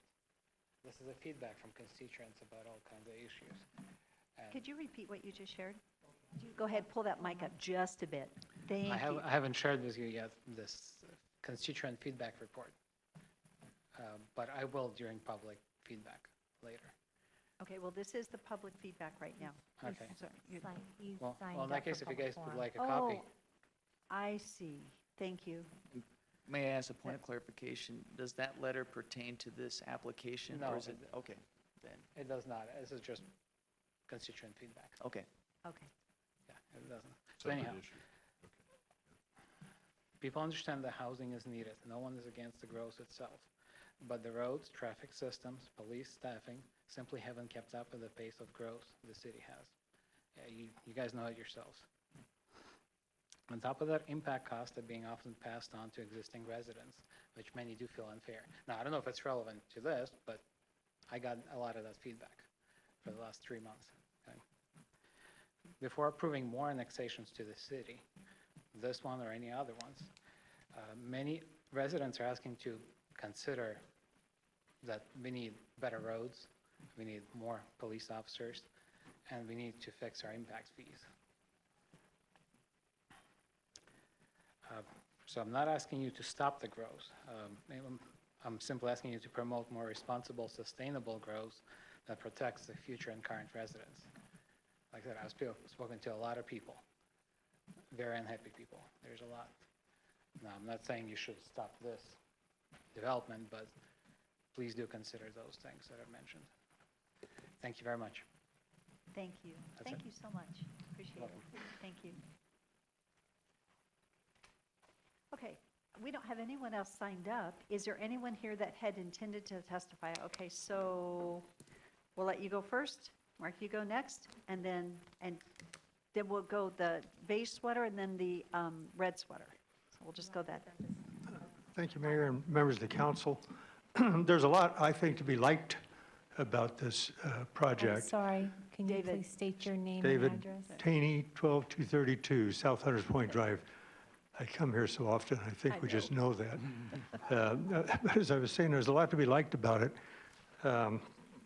The one thing that we liked was we asked to speak to the developer. Marcel came and was very generous with his time, and some changes were made as a result of that. The complaint is we didn't find out about him from the staff. We had to search him down. We found out from a third party who he was and what the project was. Even the picture that you have on the wall is deceptive.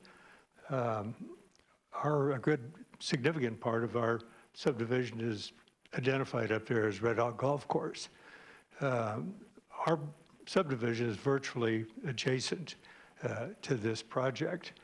That point seems to be lost in the planning staff all the time. The only thing between us and the project is one golf course tee box and golf course green, putting green. Otherwise, we're virtually adjacent to this project.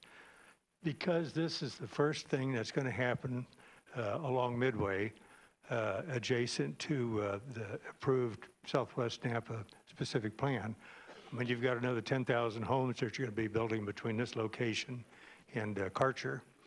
I would hope that you could create a standard here or a threshold here that all of these new developments all the way up and down Midway should be required to meet. Many of them probably come in 40-acre parcels, 100 homes here, 100 homes there, and cumulatively, these are important. And I think that the lack of attention to detail, both as regard to the environmental impact, economic impact, I mean, do we know how much tax revenues come off of this? How much is it going to cost to operate the infrastructure and the services and so forth that the city is going to be required to provide over the years? I just would think that in the future, as these projects come in, you could set a little higher standard as to what the staff's expected to bring to you. So when you make a decision, you can make an informed decision. Other than that, we don't have a conflict with the project itself. I think we're very pleased with the work that the Marcel did after our meeting with him. Thank you. Thank you. Thank you. And then the next person can just get right behind Mark. Thank you, Mark, for giving us your address. And Mark name. Mitchell, 12355 Landau Way, Napa, Idaho, 83686. This is the first time I've seen the plat map, and I've got it's nice. It looks very nice. I do live out in that area. I think my biggest concern, has brand new asphalt on Midway between there and Roosevelt, I believe, or close to. Are we going to widen that road? Is this road's at least a center turning lane, one each way with a center turning lane? Do we know? Is it in part of the specs? Can I look at Daniel and ask him? No? Okay. That's the biggest concern. You have Midway is now the new Middleton. It is very, very congested. I get on that road many times at 6:30 in the morning, and it is busy. 7, it's very, very busy. People are either going to Caldwell or to Highway 55. So they get on at the Costco, I call it, over on ramp. It's going to become a cluster muck if we don't do it now. The infrastructure needs to happen now, not down the road. I do have to apologize to the developers, but I do feel this is their responsibility if they want to build in that area. The other way, Iowa going out towards the Lake Lowell, that could even use improvement. That road's pretty tough because it's across, I believe, from Whistles Farm, but that is part of the refuge, if I'm not mistaken. And then the house on the corner, what's going to happen to it? Is it staying or is it going? Do we know? Right on the corner, Midway and Iowa? North? We don't know? Do you guys own it? Can I ask questions? Or do I just make a statement? You know what, you can ask questions, and then we should all be taking notes Okay. and trying to come back. Okay, is Yeah. there a roundabout that's going to go there? Is it going to stay a four-way stop? That is the back way into Red Hawk. I think that's just the biggest question I have is, guys, are we looking at the infrastructure? Iowa is great in some sections and not in other sections. A lot of it was county for decades and actually still is part of county across from Carriage Hill, the original Carriage Hill, not Toll Brothers Carriage Hill. That road is still not curbed. We don't have curb and gutter in ours because it was county when we built ours. I mean, that's all got to happen. It's all got to happen on that road. It is becoming busier and busier and busier, especially during the summer months because the boating and that at Lake Lowell. That's my concern about it, infrastructure. Where's our infrastructure? What is the plan on our infrastructure? Please, please, please. But I do like the community. It's very attractive. Thanks, guys. I got 22 seconds. Can I keep going? It's yours. Okay, so the gal in the bait, yes, you. Huh? Thank you. Thank you for sharing your name and your address. Hi, I am Susan Weaver. I live at, I forget my address, 3653 South Pimmet Road in Boise, 83706. And to the gentleman, the seller lives in the home on the corner. She will stay there. They plan on never leaving, so she will remain in the home. Again, my name is Susan Weaver. Thank you, Mayor and council members, for allowing me to speak this evening. I do represent the seller, and over the past year, we have listened very carefully to what the council members have asked about the development and the changes they want to see made. And after last month's meeting, as you're all aware, we went back and made some more changes, and we reduced it by 2 lots and changed where the park location was in the development. These revisions reflect real change and a willingness to work with the city on making it so that it is win-win for everybody, the developer as well as the city and the community. The developer and the seller have stayed committed to cooperation and in doing what the city has requested. The plan demonstrates good faith, responsiveness, and partnership. With respect, I ask that you approve the project so that it and the progress that it represents can move forward. Thank you so much for your time. Thank you.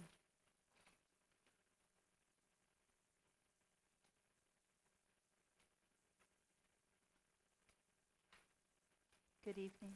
Good evening. Kaylin Miller, 619 Crocus Court. Madam Mayor and City Council, I have lived in Nampa for 71 years. That's my whole life. The first 21 years I lived on a farm south of Nampa, and then I went away to college, and then when I got married, I've lived in the city for 50 years. When I graduated from Nampa High School in 1972, there were approximately 20,000 people in Nampa. Now, there's over 120,000, and maybe I don't like it that all these people have moved in here. But I can't stop that. I've been very involved in the community over the years and have watched Nampa grow. I was very disappointed when I was watching. I used to come to city council all the time. I don't anymore. I watch it at home because I'm old and I like to sit in my chair and just watch it. The developer had been denied previously and asked to make changes, which they did, and then they were pretty much denied again, and now they've made more changes, which I think are wonderful. I drive by that parcel once a week to take my mother to an appointment, and it looks horrible right now. And I want to tell you why. It's because nobody wants to farm that parcel, and I know this from personal experience. My mother lives on a farm south of Nampa. She's 92 years old. My dad farmed till he was 80, then he retired. Now he has a farm. Well, my dad passed away, but they have a farmer that farms it. My mom's farmer is going to retire. Nobody wants to farm these small parcels. They are postage stamp parcels. You want farms, you go to the Magic Valley or Idaho Falls in eastern Idaho, and you'll see thousands of acres farms. Around here, it's nothing. So I see no problem with the development. It would make the area look much, much better. And I have a solution for those that are moving in and then complaining about the developments. We need some developments because we want industry. And industry will not come here if we don't have enough housing. And I know, I just read an article that a consultant that the city of Nampa had said that we are short on housing. So if you're complaining about using these farms, then I have a solution. You buy it and you farm it. And then if you still don't like it, I talked to someone and I said, why did you move here? Well, I didn't know it was growing so fast. And I don't really believe that. Wouldn't you have done your research and known that we were one of the fastest growing places in the United States? But I have a solution for that too. Orofino, I've been there. They're not growing very fast, and I bet they would love to have you. Thank you for your time. Good.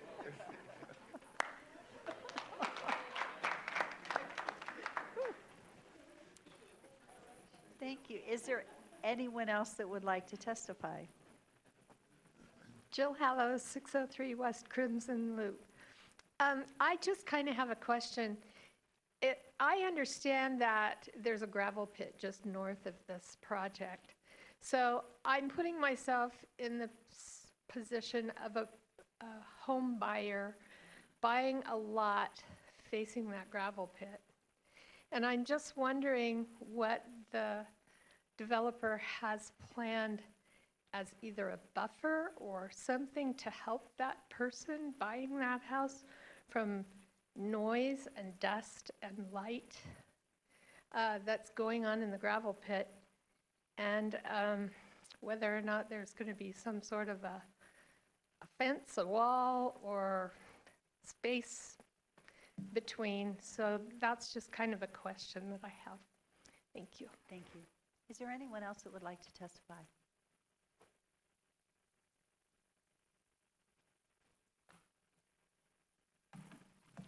Good evening, Madam Mayor and Council. I'm Cheryl Higley at 12441 South Abbott Downing Way. And I spent a lot of time talking with Marcel and Heath after the last meeting, and I'm glad that they made revisions that changed the number back to what it was when we had the neighborhood meeting. So, however, I still have concerns about the cost of growth, and not necessarily directed at just this development. But that the cost of services exceed the tax revenue that they generate. And Doug Racine had stated at the September 15th public hearing that with the addition of sales tax, that growth is paying for itself. I would be very interested in seeing the supporting documentation for this, because this is a big concern to me. Like I say, not just for this development, but other ones. but none was provided that night, and I did not notice any provided in the packet tonight. So the city council was encouraged to trust the verbal statement about sales tax, but I think the council should be provided with verification before they are expected to make a decision that relies on verbal communication alone. So anyways, and the Board of County Commissioners meeting is coming up in 2 days, and originally that would have already occurred, but now it hasn't. I know Christy said that probably won't affect this, but nonetheless, it seems premature before that public hearing happens. So that's all I have to say. Thank you so much. Thank you very much. Is there anyone else that had intended to testify tonight? Okay, seeing none, I think, I want to ask a question. I think it's important, maybe before the applicant does closing remarks, that we hear from Doug Racine on the cost of growth. So Doug, if you could, are you going to share your screen? Thank you. And council, after this public hearing, we will take a break. I forgot to right before 7, so for those that are in the next one. There we go. Okay.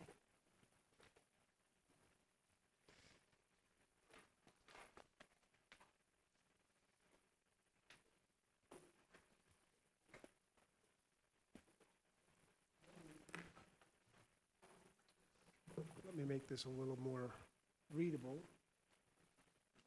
Just 1 second.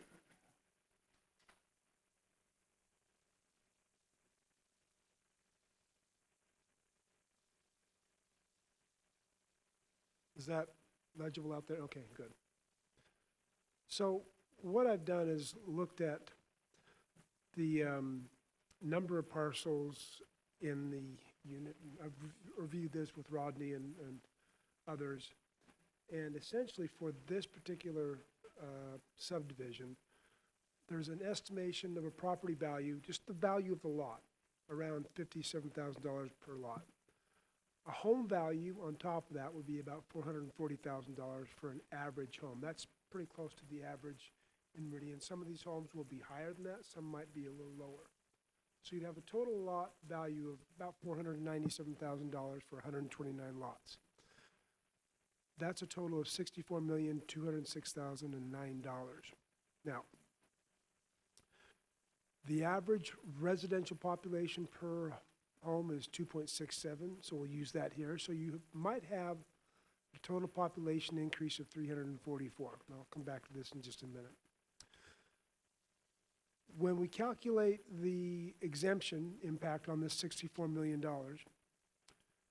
it's $125,000 per home, or a deduction value of $16.125 million. We take into account the impact of House Bill 389, which is another 10% reduction.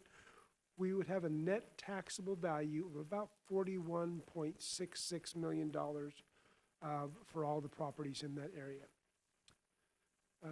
We can also assume that the impact fees, which are separate from property taxes, on 129 homes at the new rate of $13,309 would bring the city another $1.7 million of impact fees. Now, on the sales tax valuation, the way sales tax are calculated and distributed by the state shared pool, they're done primarily on a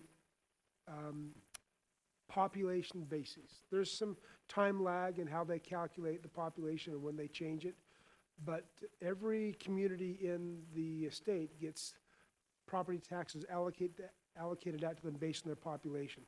Our last assessment in the quarter was $25.87 per head count.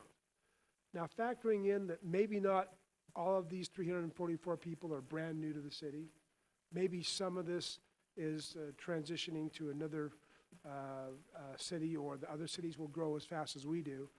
I kind of cut that down by half and saying, well, we're assuming that we're not going to get $25.87 per new person because maybe half of that is transitory. So it's $12.94. Now, what does that mean in total dollars? Let's look down here. For 1 year, the tax impact at this levy rate, which was pretty close to last year's budget levy rate, would be $112,484 per year in new taxes. This makes a couple of assumptions. One, that everything opens up as a book, and on day one, all the buildings are there. They're not, but for calculation purposes, we'll assume that. The sales tax impact would be $6,674 for a total revenue of $119,158. Now, how does that go over time? So if we take our estimates of how many police it takes to cover the new area by population, that's about 0.43, I think, well, I may have moved it. It's about 0.43 new police officers. And that cost would end up being about $55,970 per year in police costs.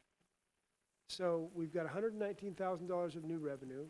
We know we have police costs of $55,000. Impact fees are separate monies coming in that take care of the growth. And let's look what happens as we go forward. Let's assume that the property taxes grow at the statutorily allowed 3% per year. So they'll grow down here per year to 112, 115, and so forth. Let's assume that the police costs grow by 6% a year, which is about what they're growing, between 5 to 7%. So they'll go 55,000, 59, and they'll keep on growing. Now, the police car is paid for by impact fees. So there's no cost of the police car, but there will be in 10 years, so I factor in down here. This is a 20-year analysis. So if I look over 20 years and I factor all these growth patterns in down here, when I get to year 20, we'll have we have received about $1.835 million in revenues. The costs will have been, let's see, about $1.3 million. So that was for the 20 years. It's $3.022 million for the taxes, $179 for the sales taxes, $3.2 million in total revenues, and total costs of $2.144 million. So over 20 years, the city would receive about a net increase in revenues of about $1,056,827. That's over time. Now, this isn't everything, but it gives a good reflection of factoring in the sales tax and the property tax. This particular subdivision would generate positive income to the city in terms of revenues. It would help us cover our costs. Mayor? Yes, For a couple more questions, if I could. yes. And I want to start with a very positive. I think this was a very, very, very, very good visual for me to see and break down. The original number, the 13,009 in impact fees collected, is that impact fees across the board? That's all. All of them, not just police? Everyone. Okay. Parks, streets, everything. I think this is a very good, I'm going to try and keep positive tonight. I think this is a very good start. On the next one, can we factor in the streets? Because we have to allocate the dollars to each impact fee collection bucket. Police is probably the most significant in that cost drain. I'd like to know the net after all impact fee buckets are dispersed and the breakdown of maintaining. How so do you mean exactly? I mean, I can tell you what it is per bucket. That's not hard to tell, but I can't tell you exactly what, because the impact fees are used for growth, right? Yes. So I can't tell you exactly what I'm not sure exactly what you're asking. I'm just trying, the calculation is specifically looking at the cost impact of police. Yeah. Would it be fair to go off the potential valuations of dollars just from police specifically when we do this calculation breakdown on the, because that's, I just look at it as, okay, if we're receiving 13,000 in impact fees from y'all, thank you, for police, then we could break down those numbers and see the projection of, in 20 years, we're actually going to be up $1.1 million. But I think the numbers are slightly Actually, skewed. just real quickly, so the impact fees, just for clarity, what Doug did on the operational cost, so those are operational costs of police for this. The impact fees, actually, police is a smaller percentage of that impact fee. The largest percent of the impact fee is probably parks and streets. Right. And so that's where that money's going to go. And then the only thing really for police, well, there's a couple things for police, but the police number isn't the largest out of that. And so what you're looking at are two totally different buckets, right? So what's important here is the operational cost. which is not impact fees. So he took the cost of the police, the operational costs that are property taxes. Well, and I So- just was thinking the factoring into the original vehicle getting paid for and, because that would come out of the impact fee dollars. I know all this isn't allocated directly, the cost of operationally funding police. Here's the breakdown over the years, obviously, that gets taken from the impact fee bucket, the 1.7 million. But it's very little of that because basically the vehicle is like, it's .43, I think is what Doug said. So I could it's- break that out and see if the impact fees cover the cost of the vehicle for the first year. They probably. They do. The impact Yeah. fees will cover the Yeah. cost of if we add an officer, Yeah. .43, you're going to need Yeah. a vehicle, half of a vehicle. You probably will. For that But officer. but But that's it's a something very small I can amount. certainly add into this more detail. Yeah. It's fine. No, and Very small I amount. think it's a great start, and I appreciate the calculations. Thank you. Thank you. Yes. As far as Doug, on the valuation, you've got home sites listed there on your chart? 57,000? Yes. For the land. Yeah. So current market, there's no lots less than 115,000 on the market. I They're am more like probably, 135 to 150. I am likely very conservative on my estimates. I'm just trying to communicate. If you rolled those new numbers in, you would see even a better picture than what you're sharing. I'm trying not to overpromise here. I appreciate that. I'm just trying to let others know that your numbers are very conservative. Mayor, Thank you. this is Yes. Rodney. I would confirm that as well. I just worked with Doug, and we just came up with like a low-level estimate. We have a variety of sizes of lots on this development, so you might see some significant increases in value for some of those larger lots. We just took like the lowest point possible to see if it even pencils out, and it looked pretty good. Yeah, there's nothing on multiple listing that is less than 100. So the reality is, and these gentlemen know where the market's at, 'cause they know what needs to be happening. So the question was, because I listened to the hearing last night again, so it was fresh. The question from the last time really was, does growth fund growth? And in this case, and what was asked of Doug was to come back and say, does it fund it? And you have shown that, yes, it does. I would say that as we look at subdivisions, I can flesh this out more, but we look at each proposal as it's a unique standalone and see if they pay for themselves. And that's provides a little guidance for the council. Thank you. Okay, council, other questions?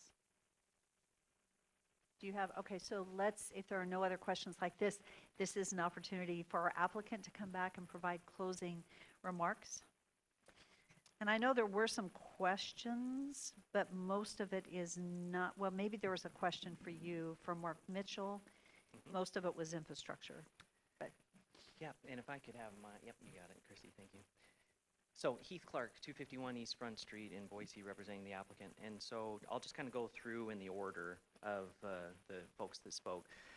So Mr. Haney, I think was the last name, just wanted to clarify there that his address is outside of the notice area, but we did enjoy meeting him. I think you attended the neighborhood meetings, so we appreciated those conversations. His comments kind of led into Mr. Mitchell's comments about traffic, so I'll give you a little bit more background on the traffic. Traffic was studied. We did a traffic impact study that was reviewed with the city's engineer. The traffic impact study found that the area roadways do have capacity. It also identified the improvements that need to be made, and those improvements include frontage and right-of-way dedication, so 40 feet from the section line on Midway, and I think it's 28 feet on Iowa. And then there will also be a center turn lane at Capriani, so that's our northeast entrance over on Midway. So those are the improvements that were found to be required by our traffic engineer and and through the city's review. Was it Kaylin?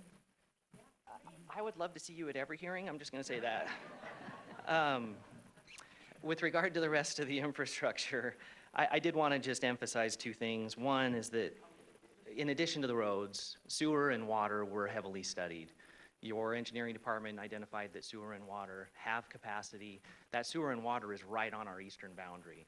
So in this case, getting more users on those sewer lines, getting more users on those water lines, that helps to actually reduce the overall cost of service when it doesn't have to be extended. So we think that that's also a benefit for the city.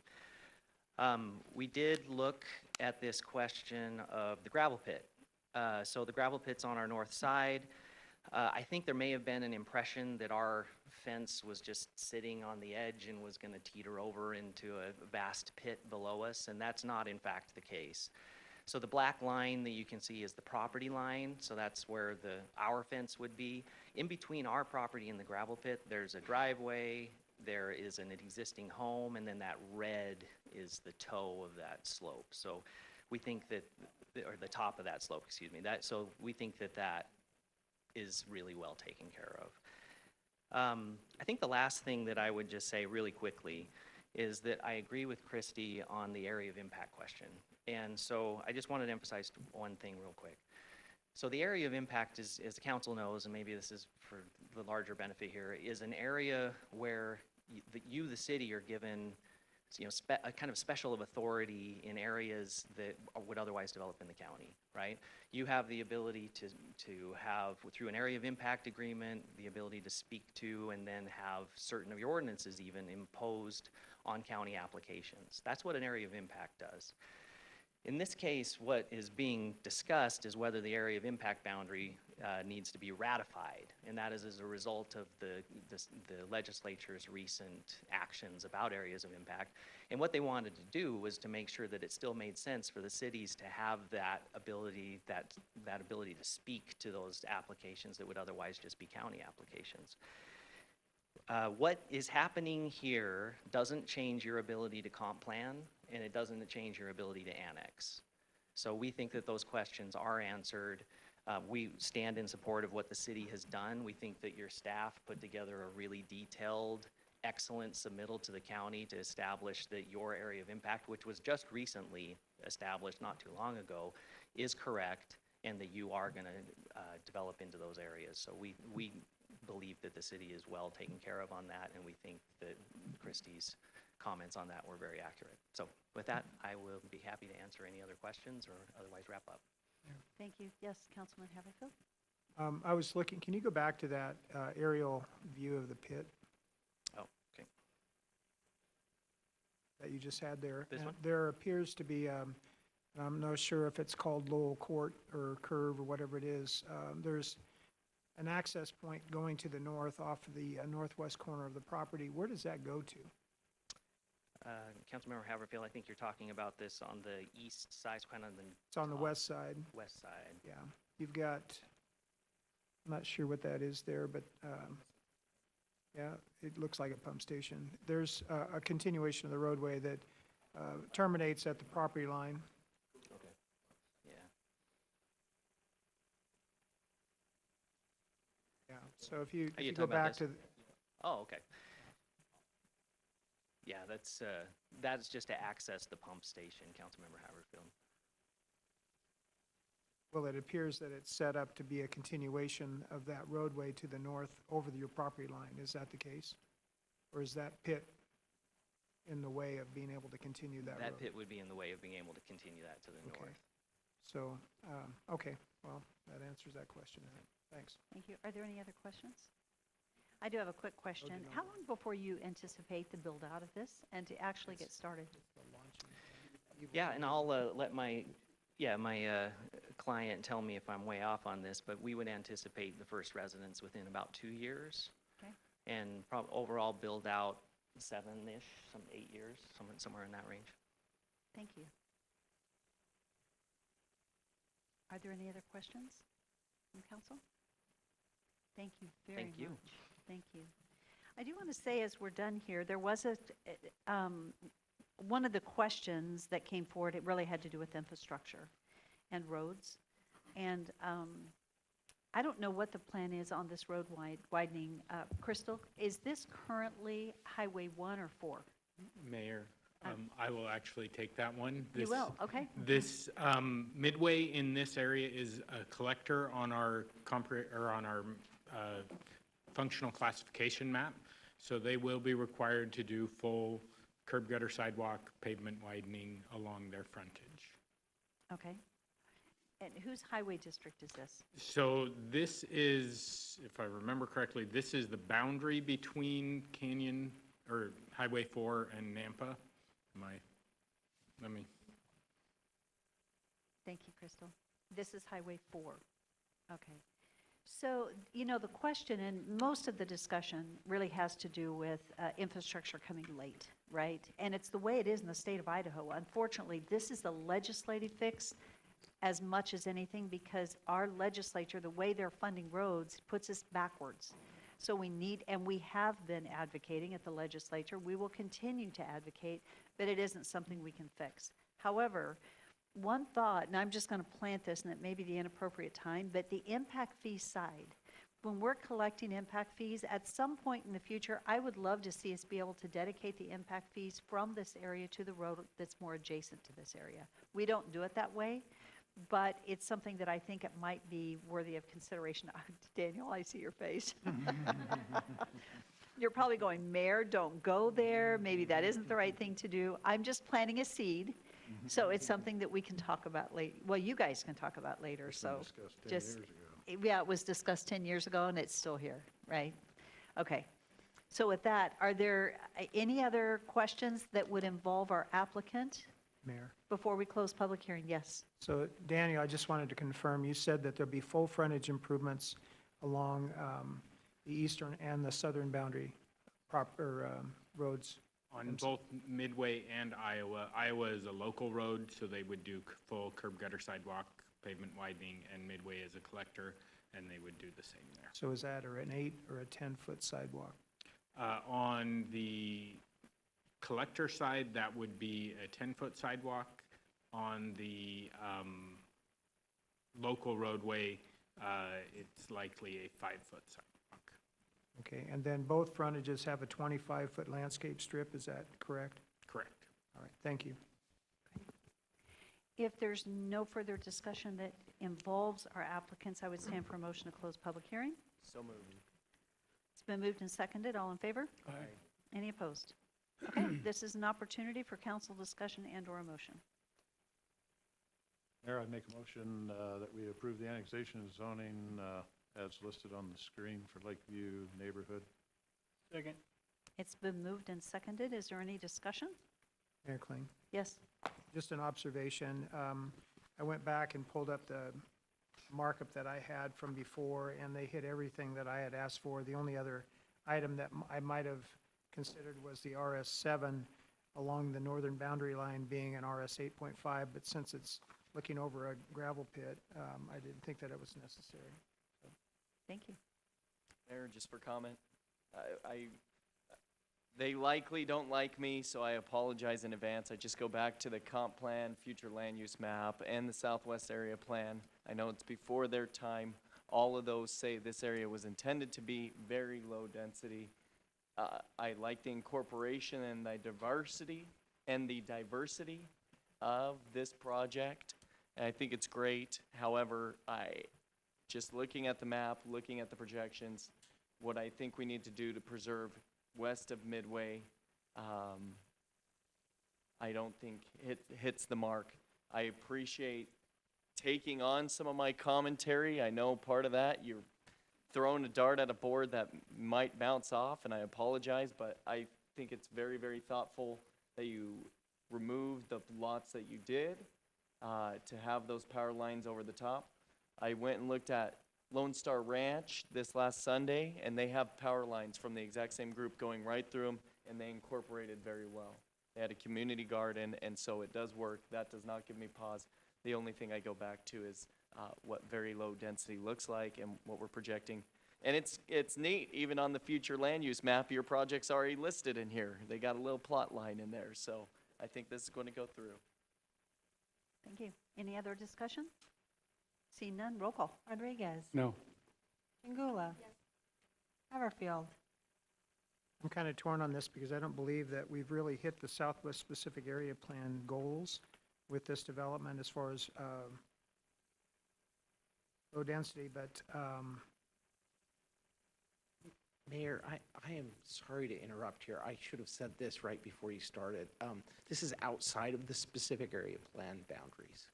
What is? I think that was stated earlier, and it was also stated that it wasn't impactful, because of the annexation opportunity. So thank you. Okay. So can I get clarification on that then? Because that's a note that I had as far as Southwest Area Specific Plan not considered. I'm sorry if I'm interrupting the process. I should have maybe asked this sooner, but So this is where the charted line, just for the record, we're looking at the map. On the map, the charted line for the Southwest Area Plan cuts off Lake Lowell and goes north. This correct. project's south of Lake Lowell. Part of the designation and one of the areas that we're looking at is south of the actual plotted map. However, south of that, it still shows one or less dwelling unit per acre or cluster in light green. But it's unannexed, and so we, yeah. I'm going to vote yes. Okay. Griffin, No. Reynolds, Yes. Bills, Yes. 4 in favor, 2 opposed, motion carries.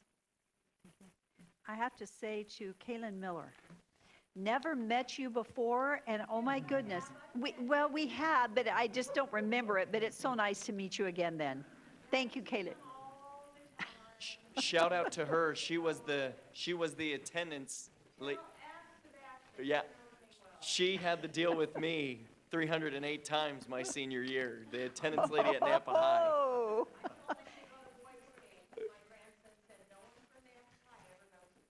That's right. There you go. You survived, Sebastian.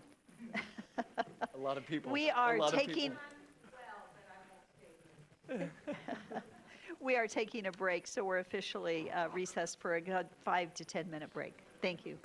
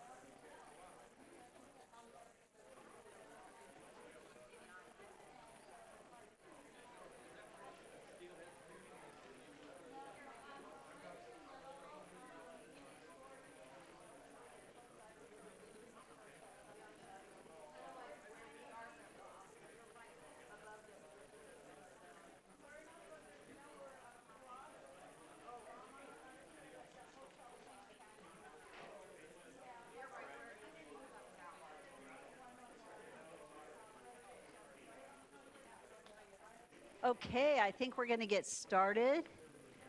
I think we've got a couple council members coming. just so everyone knows, the next item on the agenda is the public forum side, the public testimony, because I forgot it. And I so apologize to those that are here for that. So we are going back to number 7 on the agenda. And this is where Nampa residents have the opportunity to speak on a non-agenda item with the 3-minute limit. And I think, let's see, we're missing 2 council members. So there we go. Okay, so we'll go ahead and get started. Madam Mayor, we have 4 people signed up that has a maximum of 5 people. So our first person is Chris, and I still can't get his name. Thank you, Chris. You'll have to say your name and address again, but thank you. It's still Chris Veronin, and it's still 4219 South Range Tree Drive in beautiful Nampa, Idaho. Thank you. Well, good evening, Mayor, council members. First, I'd like to take a moment, and I do mean sincerely, to thank you for your years of dedication and service. I know elections are coming up. Thank you. So thank you for making the city a wonderful place. Thank you. Mayor, I apologize. Chris, I need you to yell into that microphone or I'm not going to hear anything. Can we turn his mic up just a hair? Okay, can you hear me now? Yes. Okay, thank you very much. There we go. So I've been campaigning, and for the last several months, I've collected basically constituent feedback, and I put it into a report. I'm not going to speak details of it now. It's 3 pages. It has feedback from constituents about the issues they're facing. Now, these are problems. These are not positives. These are not praises. So please understand the sky is not falling. I checked. But it's just, these are the problems that people are seeing. You know, among this traffic, this impact fees, this is just what people are telling me, the perception. For the Idaho Center, very big thing. People are definitely not liking it. Same thing goes with traffic and all the other things. That's in the report. I just put it together for you so you guys know what people are saying out there. That's all it is. It's simply a summary of all the feedback. Thank you very much. That's all I have. Is that it? Chris, thank you. That is, you know what, thank you so much, one, for getting the feedback. Thank you for sharing it with us, and thank you for doing it, even though it's maybe stuff that's like, ooh, we appreciate hearing it, and thank you. I just appreciate your approach and your attitude. Thank you. Thank you. That is awesome. Thank you care. so much. Thank you. Madam Mayor, our next speaker is Patty Evans. Very nice. Thank you. My name is Patty Evans. I live at 3616 East Rolling Green, Nampa, Idaho. I think that the prayer this starting of the meeting was very apropos to the things that I have to say. And I also want to walk you through Luke 12:2-3. There is nothing concealed that will not be disclosed, or hidden that will not be made known. What you have said in dark will be heard in daylight, and what you have whispered in the ear in inner rooms will be proclaimed from the roofs. Just remember that. I keep asking myself, and I've said this many times every time I have stepped up here about the Ford Idaho Center, why, and why? I just happened to come across an article that was in Idaho Center. Did I bring up the wrong thing? I brought up the wrong thing.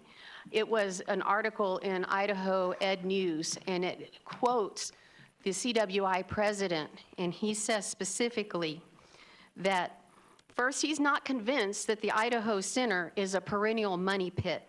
The city has subsidized the Idaho Center for years, but Jones accurately points out that the balance sheet was improved over the past 4 pandemic years. He also thinks CWI could net hundreds of thousands of dollars in annual profit money by renegotiating with the Oakview Group. That's the national firm that manages the Idaho Center. He says in the same article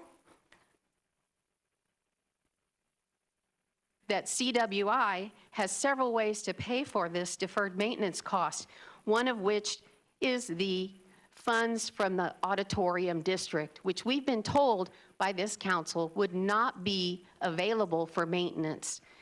Seems like everything that the CWI president has said they will do with the Idaho Center to make it work for them are ideas that came forward when Representative Jangula came out and asked the taxpayers for solutions.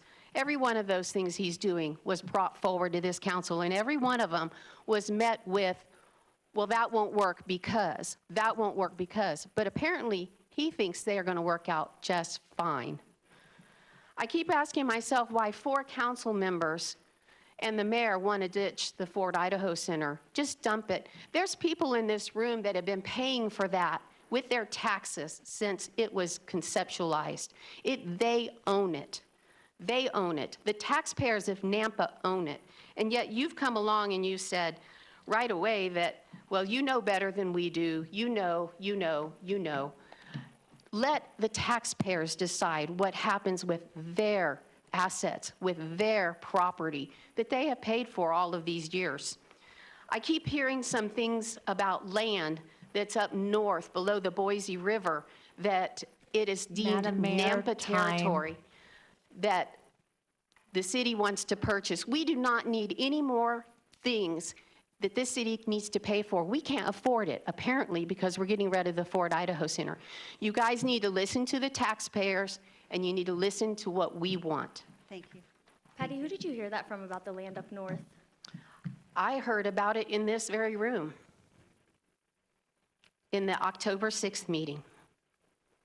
Thank you. Madam Mayor, our next speaker is Kylan Moltop. And why Kylan comes up if they're still here?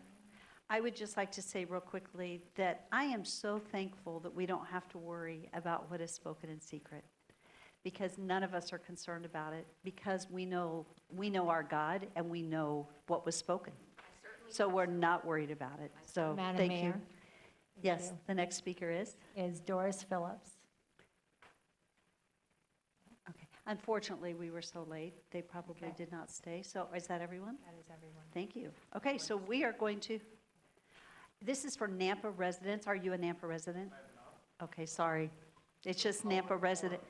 It actually is agendized, and it's Nampa residents wishing to speak on a non-agenda item. So it is, I know, and that's because we didn't realize you weren't a Nampa resident, but it is a Nampa resident. So at that, I would say not tonight. So, no. Nope, we don't do that. So thank you. We are going to move into our next public hearing, and that is 8.2 on the agenda. And 8.2 is an action item. This is a variance to Nampa City Code 1033 Ford C3C, requiring a 20-foot wide landscape buffer along 12th Avenue Road. This is also a variance to Nampa City Code 10-11-4A, requiring a 15-foot wide front yard setback from the property line along an arterial road in the RML zoning district on a 2.42 acre parcel at 1012 12th Avenue. This is for Bob Bennett with Citywide Facility Solutions, representing the Zion Lutheran School. The original concept is to allow the school to build a CMU wall for the playground 5 feet from the property line and allowing for a 15-foot landscape buffer measured from the back of the sidewalk instead of the property line. So, Bob, so who's our applicant? So thank you for sharing your name and your address.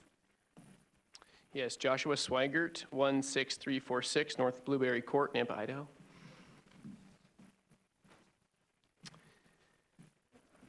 Thank you, council members. My name is Joshua Swigert. I'm the headmaster at Zion Lutheran School, the school we're discussing at 1012 12th Avenue Road. And we're here to discuss our desired project, 136-foot CMU block fence out in front of our playground area with the chief goal to protect the children. We're requesting a 5-foot setback from the current property line. A little bit about our school. We have served the Nampa community since 1961, and so all the growth has come out to us. We educate children in faith in Jesus Christ, Christian virtue, and academic excellence. We're deeply committed as a classical Christian school to encouraging patriotism and honor towards those city authorities that we have, including yourselves.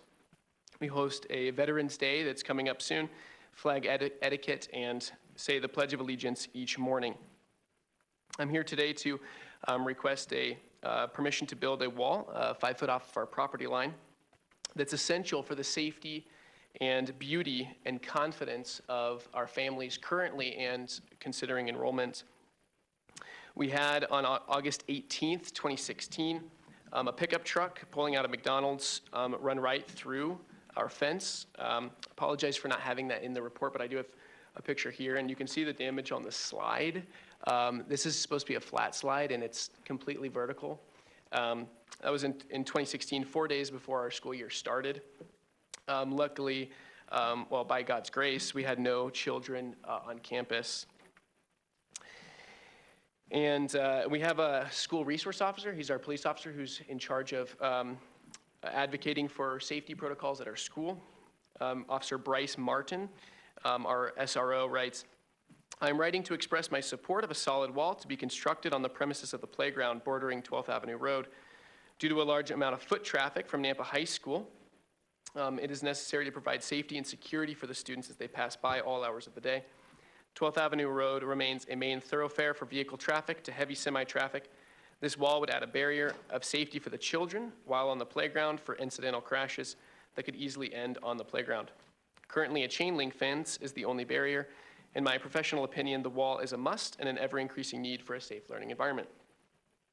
We've had some current families really advocating for this since 2016, and then we've actually had some new families consider not coming to our school based on the safety concerns. And so it really does affect the viability of our school going forward. One parent wrote, "While we enjoyed everything about the school, we have safety concerns about the playground. The fencing is very low along a heavily trafficked road. It allows open access to pedestrians on the sidewalk and isn't adequate as far as a safety barrier to protect the children during recess." This project also would beautify 12th Avenue Road. We were prepared to paint. We already have plans to landscape the area between the sidewalk and the requested wall. And it is engineered. One of the supporters of this project, who generously contributed to the project with the desire to protect the children, said that when they learned about the recent fundraiser to build a concrete wall, they eagerly participated by donating the balance of the funds estimated so that construction could be completed. Our parents and donors have been advocating for better fencing since 2016, and the entire school community stands united behind this effort. At the center of this request are the children, the playful students who fill our playground each day. They are joyful and carefree, as children should be, running and playing without a thought of danger. As parents and teachers and citizens, we carry the responsibility to ensure that their freedom is matched by our protection. This is where the city has an opportunity to join us in protecting what is good and beautiful. A new fence may seem like a small change, but for our students and families in our school, it is a benefit to the safety and flourishing of it. On behalf of Zion Lutheran School, I'd like to thank you sincerely for considering this request and for your continued service as public servants to our families and community. Thank you. Thank you. Could I have you take the picture that you tried to show us? We're going to go put it over here and show it on the screen so that it's a public record. Yeah, thank you.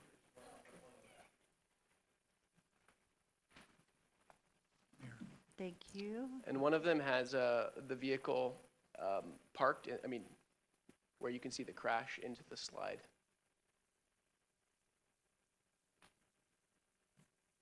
And then one of them is a picture of the damage of the slide. Thank you. Hopefully we'll get it on the screen in just a second. While he's doing that, Councilman Haverfield, did you have a question? No, I really like this idea, so I'll be supporting it. I just wanted to state that you might look at a fully grouted wall instead of a semi-grouted wall. It's just, so full grouting gets concrete in all the block cores, not just where the rebar is. And that'll just make it that much more durable and strong. Okay, appreciate it.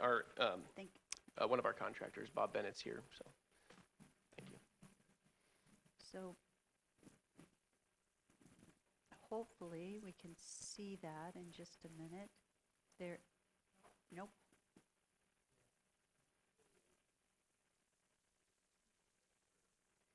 So what we may do is show that in just a moment. So we're going to go ahead and go to the staff.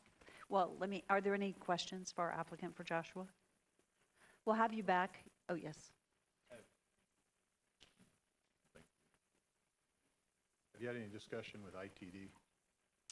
Yes, sir. ITD has approved that the landscaping, it's not going to be a concern. So that is actually noted there, and if our contractor wants to help me out. So it's So the as- fourth bullet point down under the existing conditions.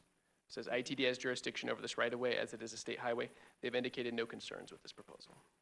Thank you. I Thank didn't catch that, so I appreciate the Yeah, clarification. no problem. Thank you. So we are going to go ahead and move to the staff, and then we'll do public hearing, then we'll come back to you. Awesome. Thank you. Thank you. Oh, we got the picture. Excuse me, I was looking in front of me. Well, I guess it's over there. Okay. It's up there, but it's not on the live stream yet. Okay. So, just for point of reference, we're looking at, if it's not on live stream, the accident that was referenced by our applicant at the beginning as to why this is important. So we've got that picture, and then we've got another picture, I believe, on the other side. Correct. Let's look at, there we go. That's August 18th, 2016. What time? I don't know. Okay. Thank you. Okay, there you go. Okay, any other questions for our applicant at this time? Okay. Joshua, did you have anything else you wanted to share before we move? No, Mayor, thank you. Okay, thank you so much. Appreciate it. Okay, Christy. Okay, thank you, Mayor and Council. This is a pretty easy one, I think. Let's see if I can get to the applicable regulations. Are you seeing that on that? We are. Okay, so there's 5 criteria when you're trying to approve a variance that, and staff has found that all these criteria are met, and I will quickly go through the findings on that. This is the setback that is required and the landscaping buffer that is required. It is the intent of these requirements to bring each property into compliance as it makes significant changes or improvements. However, this is a long-standing school in the Nampa community that has not ever been required to install these types of frontage improvements around their playground. There is a safety concern for the students, and the property does already have a 60-foot wide landscaped yard in front of the school building itself. The applicant is willing to install landscaping improvements in the 15-foot area from the back of the sidewalk to the proposed wall fence or where the chain link fence is currently. An ITD who has jurisdiction over this right-of-way does not have any concerns with this proposal. Staff can recommend approval of this application based on the findings of fact and conclusions of law that are stated in your staff report. There was no correspondence with any concerns. The conditions of approval are basically just get your building permit approved. And these are your potential motions, and I will stand for questions. Thank you, Christy. Are there any questions for Christy? Nope. Thank you. Thank you. Okay, so this is a public hearing, and Madam Mayor, no one has requested to provide public testimony on this item. is there anyone here that had intended to provide public testimony on this item? Seeing none, this is an opportunity for our applicant to come back and provide any closing comments or anything else that you'd like to share. And council, do you have any questions for our applicant? Okay, so we don't have any questions. Is there anything else you'd like to say before we close? No, thank you, Madam Mayor. Not at all. Thank you so much. Move that Okay. we close the public hearing. Second. All in favor? Aye. Okay, what is the will of the council? Mayor? Yes? I move to approve the project as stated on the screen. Second. It's been moved and seconded. Any discussion? Roll call. Rodriguez. Yes. Jingula. Yes. Bills. Yes. Reynolds. Yes. Haverfield. Yes. Griffin. Yes. All in favor, motion carries. This is going to be a great project. Thank you so much for doing it for 2 reasons. One, the safety of the kids, first and foremost. And secondarily, it's going to really enhance the look in that area. Thank you. That is great. So I don't know who all is working on this, Bob, whether it's you or Joshua and those that are fundraising for it. Just a huge thank you. Protecting the lives of our kids is the most important. Thank you so much. Thank you. Thank you. Okay, 8.3 is an action item. Thank you for waiting so long, guys. Thank you. Thank you so much.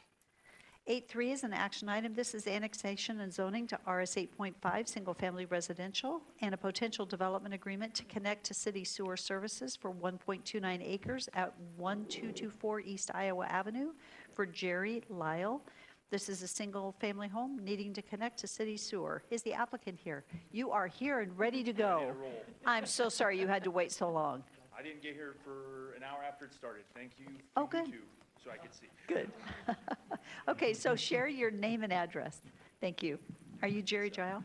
I am, yes. Jerry Lyle, 1224 East Iowa Avenue. I think pretty simple request. As you guys can see, I don't have a presentation. Damon's got that up on the screen.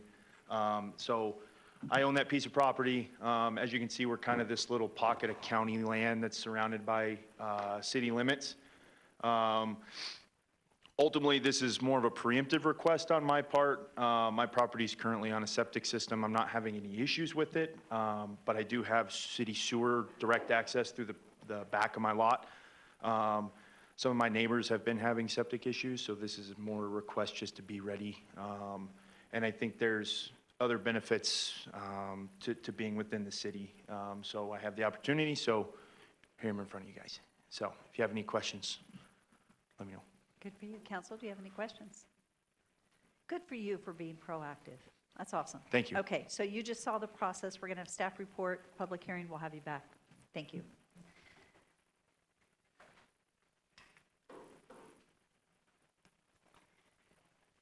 Good evening, Damien.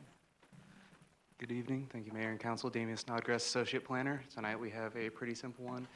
Annexation and zoning to RS 8.5 for a single-family home to connect to city services. All right, some of the property details. Currently, this is within the county. It's under the MDR zoning designation and is contiguous to the north. As far as the history, we had a pre-application meeting that was held discussing annexation and a potential property boundary adjustment, splitting it one time, but that is not regarding within this application. And more about the comprehensive plan. The RS 8.5 does fall within that comprehensive plan designation.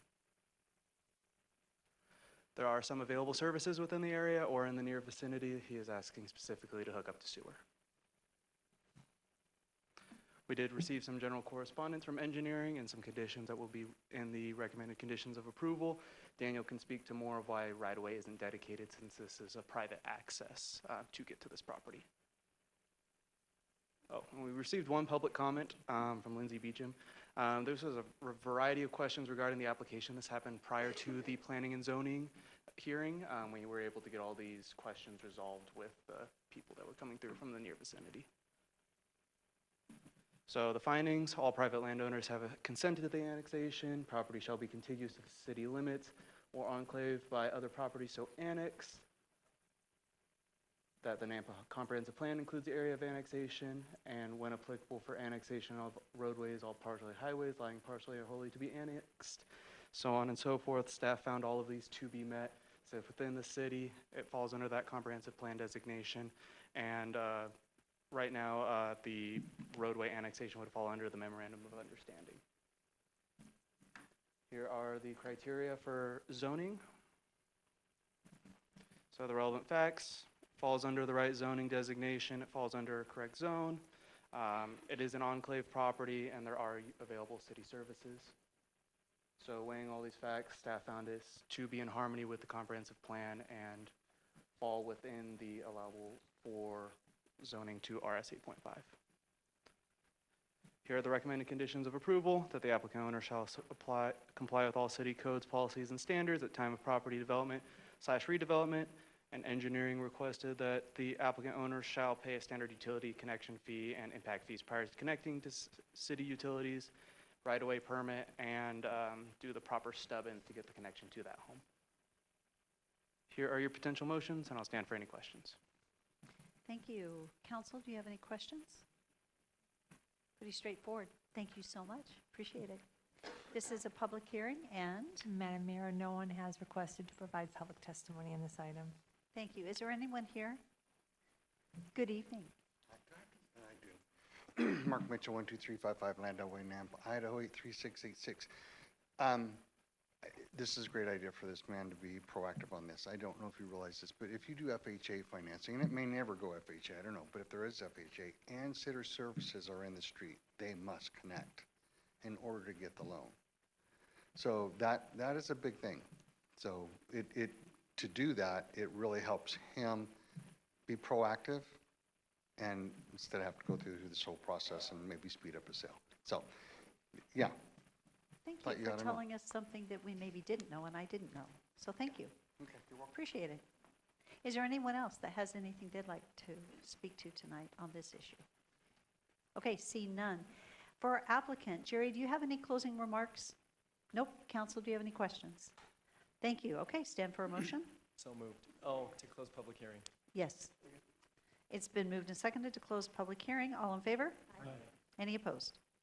Thank you. Council discussion and council motion and Mayor? or. Yes. I'll make a motion to approve the annexation and zoning to RS 8.5 for Jerry Lyle as stated on the screen. Second. It's been moved and seconded. Is there any discussion? Roll call. Mills, Yes. Reynolds, Yes. Haverfield, Yes. Griffin, Yes. Rodriguez. Yes. Pingula. Yes. All in favor, motion carries. Jerry, there you go. Thank you for being proactive. Good for you. Okay, so now we are going to go back to our new business items and conclude that section. We are moving to 5.7. This is the discussion item. This is regarding actions and code of conduct for the city council. And I believe Councilman Reynolds would like to present this item. Thank you, Madam Mayor.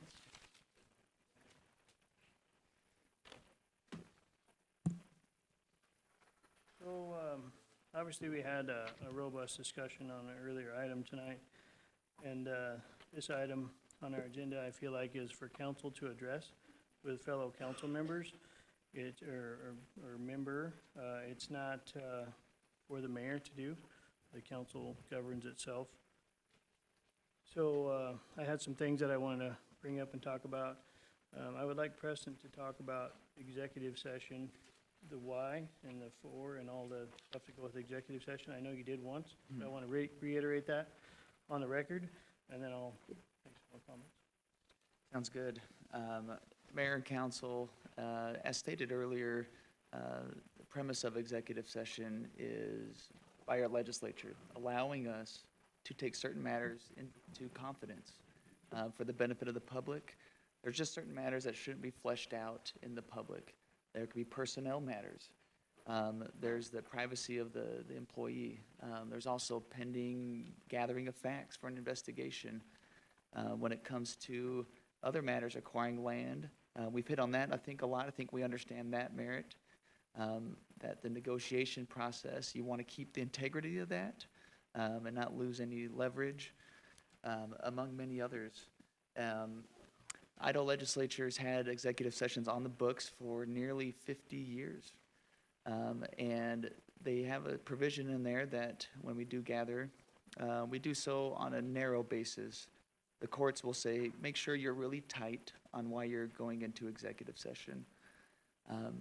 And we announce that on the record, why we're going into executive session for the public's knowledge. I alluded to this earlier, but we do mark our minutes when we start and when we end, so the public is aware of the duration of that meeting, and that it in fact ended and didn't continue on for the rest of the week, right? And so in that sense, in that spirit of transparency, we do remember that open meeting law starts with the public's, the business of the public is to not be done in secret. But the legislature does authorize for valid reasons for this body to go into executive session. With that, I'll leave it there, and I know there may be some discussion too about potential code of conduct, bylaws, and things of that. And I think, were you leading to confidentiality? Was that part of your question regarding executive sessions, or was it just that? Yeah, confidentiality. Yeah. It's strongly implied. It almost goes without legislating it. Why have an executive session if we don't need to keep those matters confidential during their pendency? Idaho open meeting laws doesn't explicitly say that every item discussed in executive session shall be confidential, and the disclosure has consequence X, Y, and Z. Case law doesn't have anything on point, but it's clear from all the cases that hit on open meeting allegations, plus the law itself, there is a clear, strong inference that the matters are confidential, and that's the intent. To not keep them confidential really undoes the very purpose of why executive session exists. And so it behooves any public agency, this council, a county, a state board, to treat the matter as such, because it's the public interest that's on the line. Thank you. So, one of the things that been thinking about is that we do not have, and I've talked to our legal about this, we don't have a code of, we have a code of conduct thing that we sign as council members, and has a few items on it, but we don't have any bylaws. And developing bylaws and having something that we can enforce for council members that choose to break those items, I feel like is important and something we should address as a council in the future, and see if we can hash out some bylaws that we could adopt for our council. I think it would keep our integrity in check. And so the other thing I would like to address is with Councilman Rodriguez. You didn't ever answer my question tonight about what why David Bills and I should recuse ourselves. And one of the things I noticed was that possibly that answer would come from whoever was texting you in the audience tonight. That was very obvious. The questions that came forth, I think it's fair that you bring those questions out, or those answers. And we have a right to face our accuser, and I think that's important. You talked about some executive session items from the dais tonight. And I know that that's probably doesn't seem like a big deal, but it is a big deal to me and to, I know, some of my fellow council members. And those items are not to be leaked. We do have some form of action under Code 74, something Idaho state law that talks about what we can do as a council for censorship. If these items happen, we can vote for that. Executive items put us at risk as a council. They put us for potential litigation. They put us at personal risk. They put us at business risk. And I don't think the taxpayers would like to pay, they like to pay the extra legal fees that we have to incur to defend those things that are brought to us in a nefarious way. And so these items need to be addressed, and we need to be a council of integrity. Victor, you also stated on your website before we voted on the Fort Idaho Center that you had voted no on the Idaho Center. That's not integrity in my book. That integrity is when you come to the dais to vote, you vote on that item. You don't post it on your webpage ahead of time of voting. That just did not make sense to me, and it's not who we want to be as a council to bring those things forward. I've talked before about 90% truth, and 90% truth is what gets people in trouble, and it stirs up the public. It is not necessary. 100% truth is where we live on this dais and where we always want to live, and I hope it's that way long after I'm gone.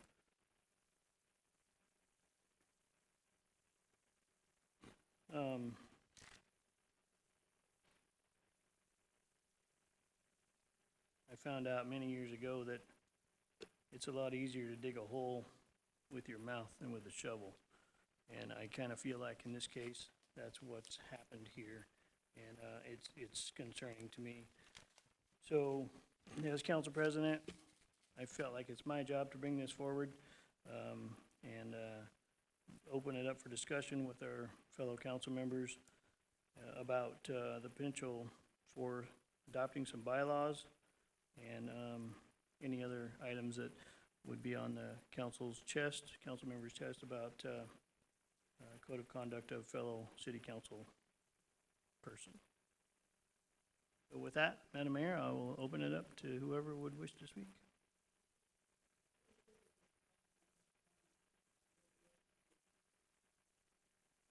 Excuse me, turn on my mic. This is a discussion item. It is not an action item. It is seeking a direction. Do you want code of conduct? We did sign a code of conduct, but it was not bylaws and it wasn't enforceable. And so what we've realized is that if we were going to do it, we probably need to adopt it via, I would assume, a resolution, but it would have more teeth in the code of conduct.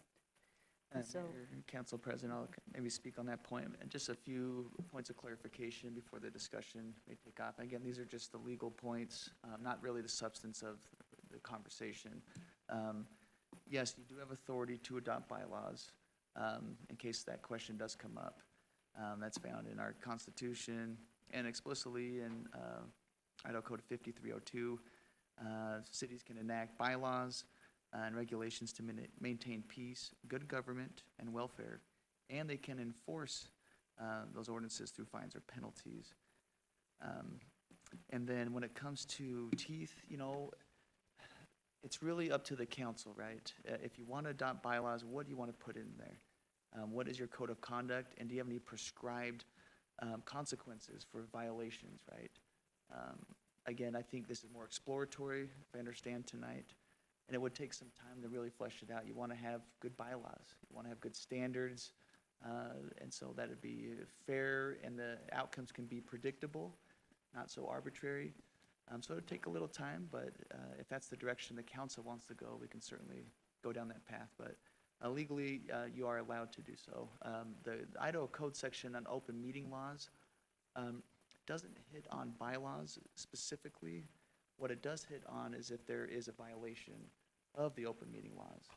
There's kind of two tiers. One is if there was a kind of a oops violation, there wasn't intentional, there is a civil penalty that can be assessed against the offending council. That amount is to $100. If there is a knowing violation, where you just say, through the law, we're going to go around it, circumvent it, that would be $1,500. And if that happens again in a 12-month period, that value can go up to $2,500. In our case as a city, the county attorney would enforce that, and also private citizens can do so. And so you got to be aware of what those penalties are for open meeting violations. There is authority, I'm aware of other cities that have done this, where they do censor a council member for certain conduct, and that would be done by a resolution. But if you have bylaws, that would guide it more. Right now, we are without bylaws, and so the options are somewhat limited when it comes to censoring, if that is ever a topic or a need. But you certainly can explore bylaws and formulate them however you wish and have a vote on that. Madam Mayor, I just have one more question that I wanted to ask Councilman Rodriguez. So Prosecutor Boyd did tell us that one council member and one citizen had brought this complaint forward about a meeting violation, open meeting violation. Well, my question is how did a citizen complain when they wouldn't or shouldn't know what we talked about in an executive session? Executive session that we notice on our agenda would have nothing wrong with it how it's noticed. You would have to know what went on in executive session. So my question is your integrity in check? How did that citizen know what went on in executive session? Well, talk about integrity. Wow. I don't know who the other person is. I have no idea. Mr. Integrity, you tell me who it is, because I don't know.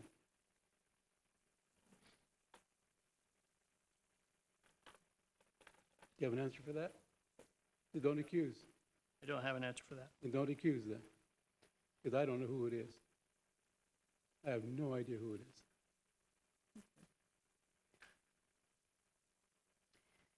And then can you please answer my other question? What was it? I kind of forgot about it. The question about why Councilman Bills and myself would have to recuse ourselves from any vote. I didn't understand that.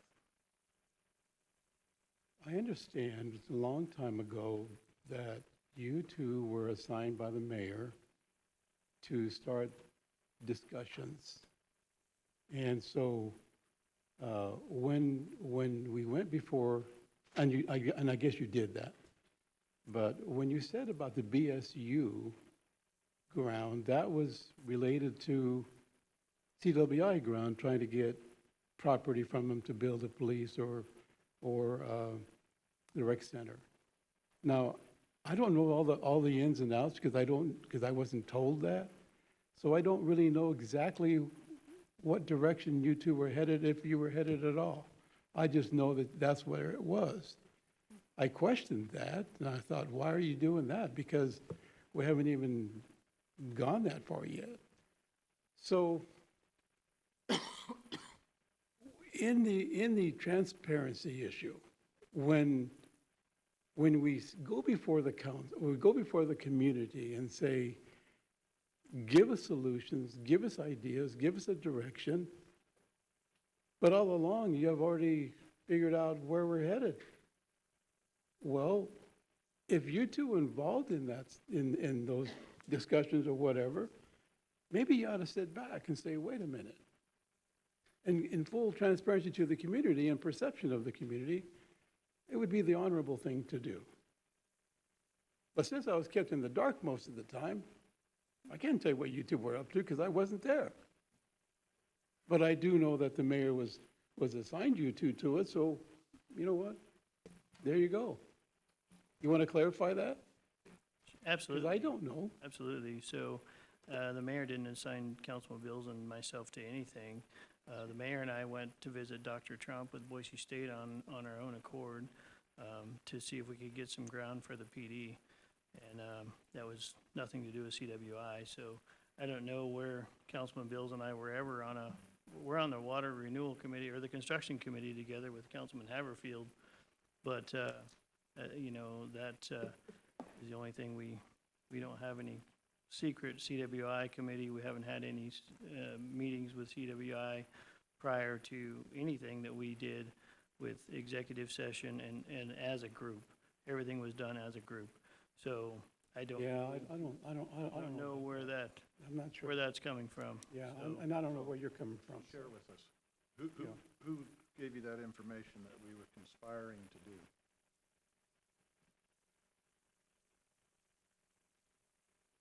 When this whole thing started, I was looking and observing, and then I went, okay, wait a minute.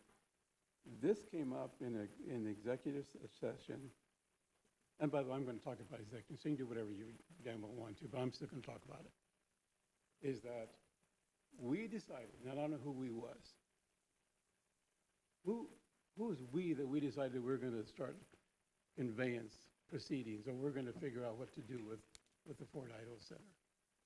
First time I ever heard it was in executive session. Who?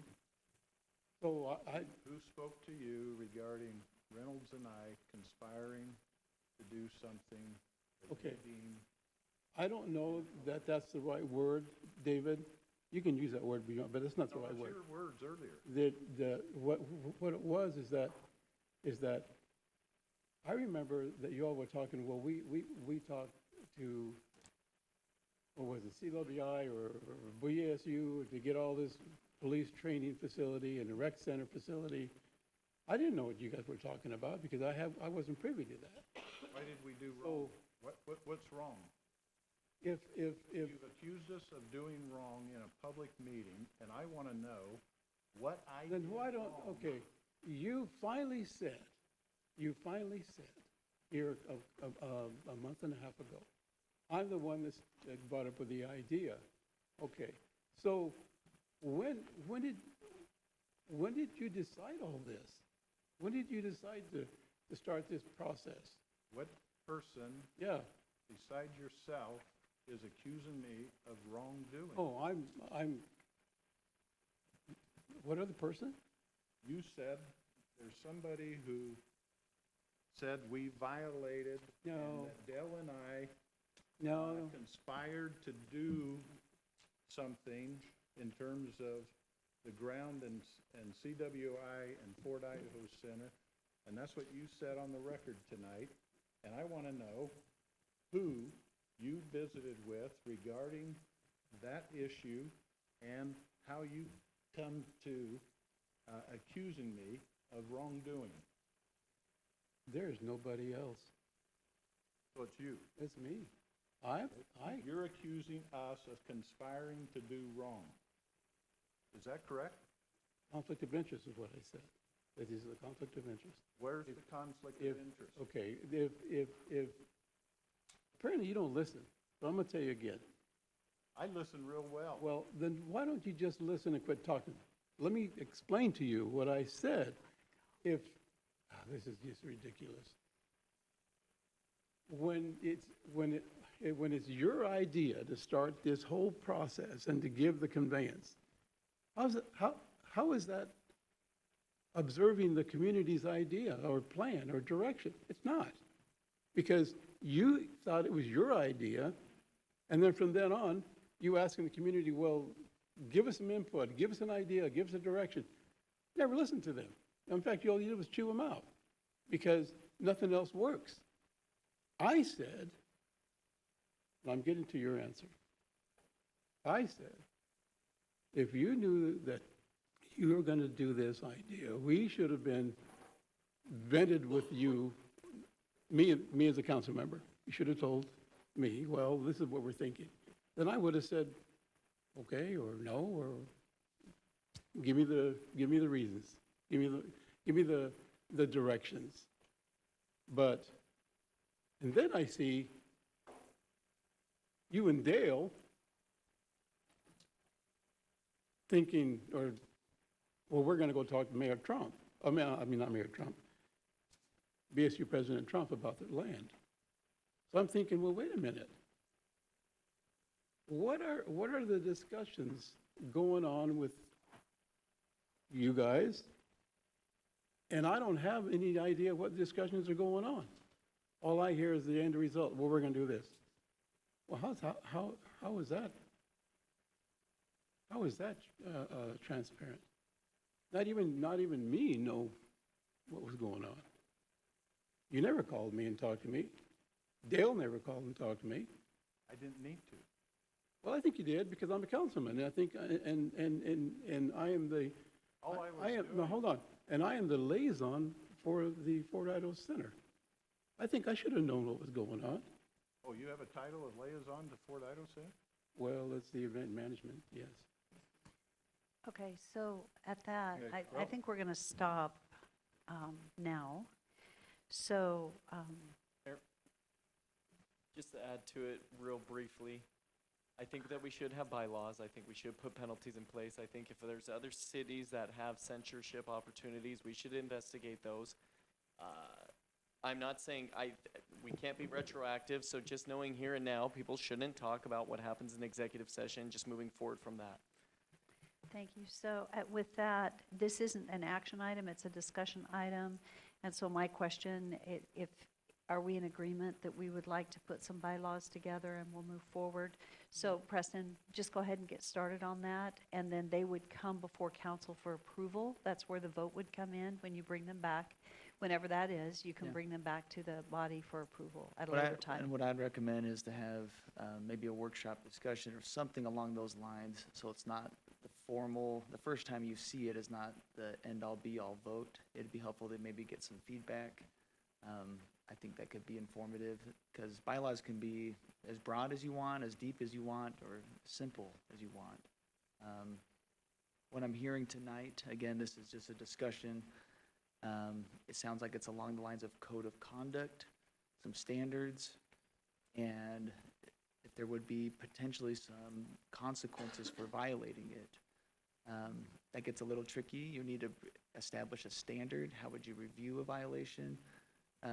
So bylaws in concept seem simple, but when you put pen to paper, just know it's a little more Just complicated. look at other cities and see what they have in place. I believe you've referenced some other cities that may have something in place. Again, I know of cities that have done public censoring, but when it comes to a one-off resolution, but for a formal bylaws, we'd have to do some investigation. I'm not aware of a city yet, but I'll follow up with you. Well, we know that we have the Association of Idaho Cities Code of Conduct that we had adopted per resolution in '21. We've signed it, but we didn't do it as a resolution. So we can start there, we can look at the enforceability of it and build from there, but we can just build something off of something someone else has in place. So, thank you. Let's So not Mayor- make it too difficult. Mayor, Yes. I can't leave Rodriguez yet, and so I think it's real important to know that we covered the issues, we covered the background and discussions. There was no assignment. It was all exploratory, based on talking with staff and the needs of this city to explore different issues that led to, that you were involved in any and all discussion when it got serious or contemplating doing something at the Fort Idaho Center. You were the director. You were the one calling the shots. I wasn't calling any shots. Actually, he wasn't, I would say, because he wasn't assigned to anything. Okay. So, All right. I think it's It's, really, it's a matter that you and I are disagreeing, David. No, you let these people you've go home, accused me of and doing you and I can go and talk about this by not a matter ourselves. of disagreeing, you've accused me of doing wrong. You're directing the conveyance of the Fort Idaho Center. actually not, but I would just say, yes, there is a disagreement. I think where this has become very difficult is when it is an actual legal accusation of wrongdoing that questions people's integrity, which there can be misunderstandings.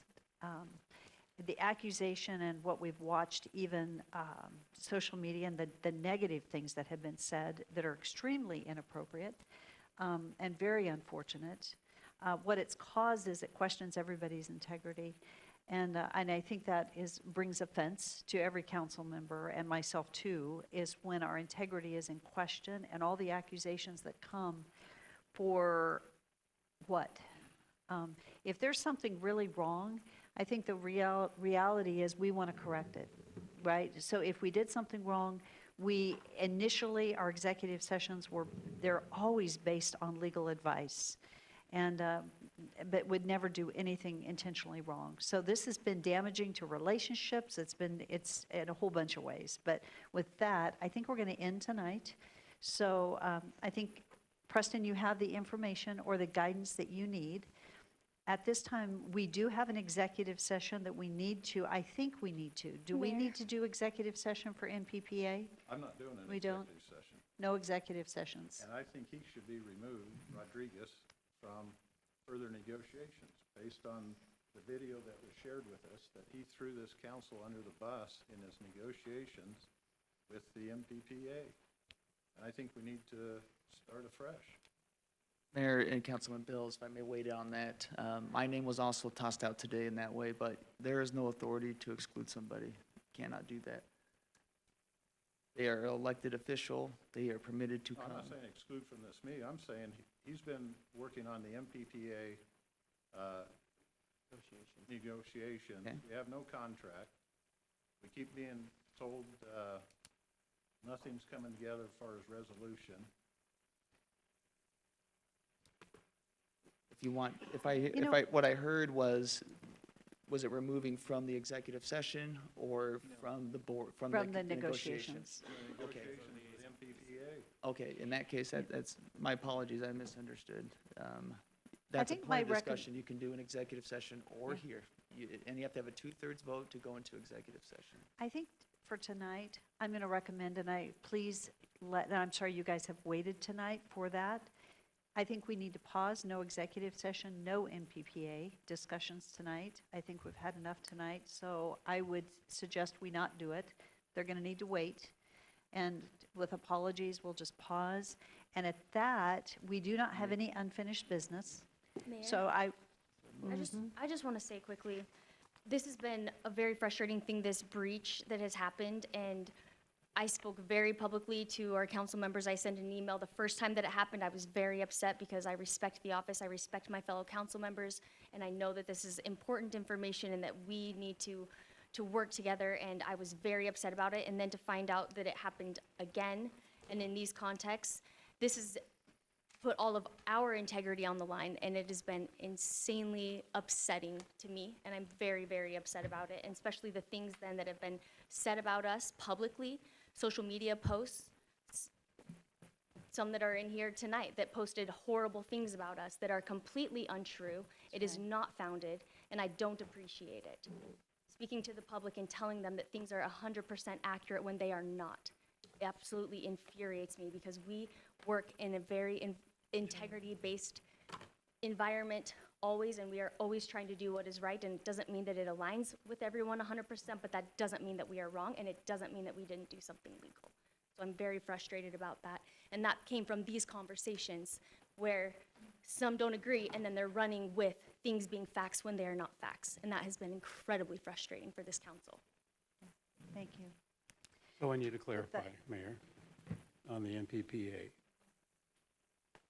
Here's the story with the NPPA. I listened to the police officers and their direction of what they want, even though knowing that our FCO, Doug, is related to them, the direction of our finances and the direction of where we look another year to 2 years from now. I informed the MPPA that I do support them. However, the council wants a different direction. So, David, I don't know where you're coming from on that, but that's about the only thing I've been saying. So, if you want to... told us that you would be good to negotiate with MPPA because you're not going to give them anything. You're going to be tough as tough. Well, And those were your words. I have been. Okay. No, you So haven't. you know what? You threw the rest of the council under the bus. Okay, so we're going to pause. Okay. I'm going to stand for a motion to adjourn. So moved. All in favor? Meeting adjourned. Thank you.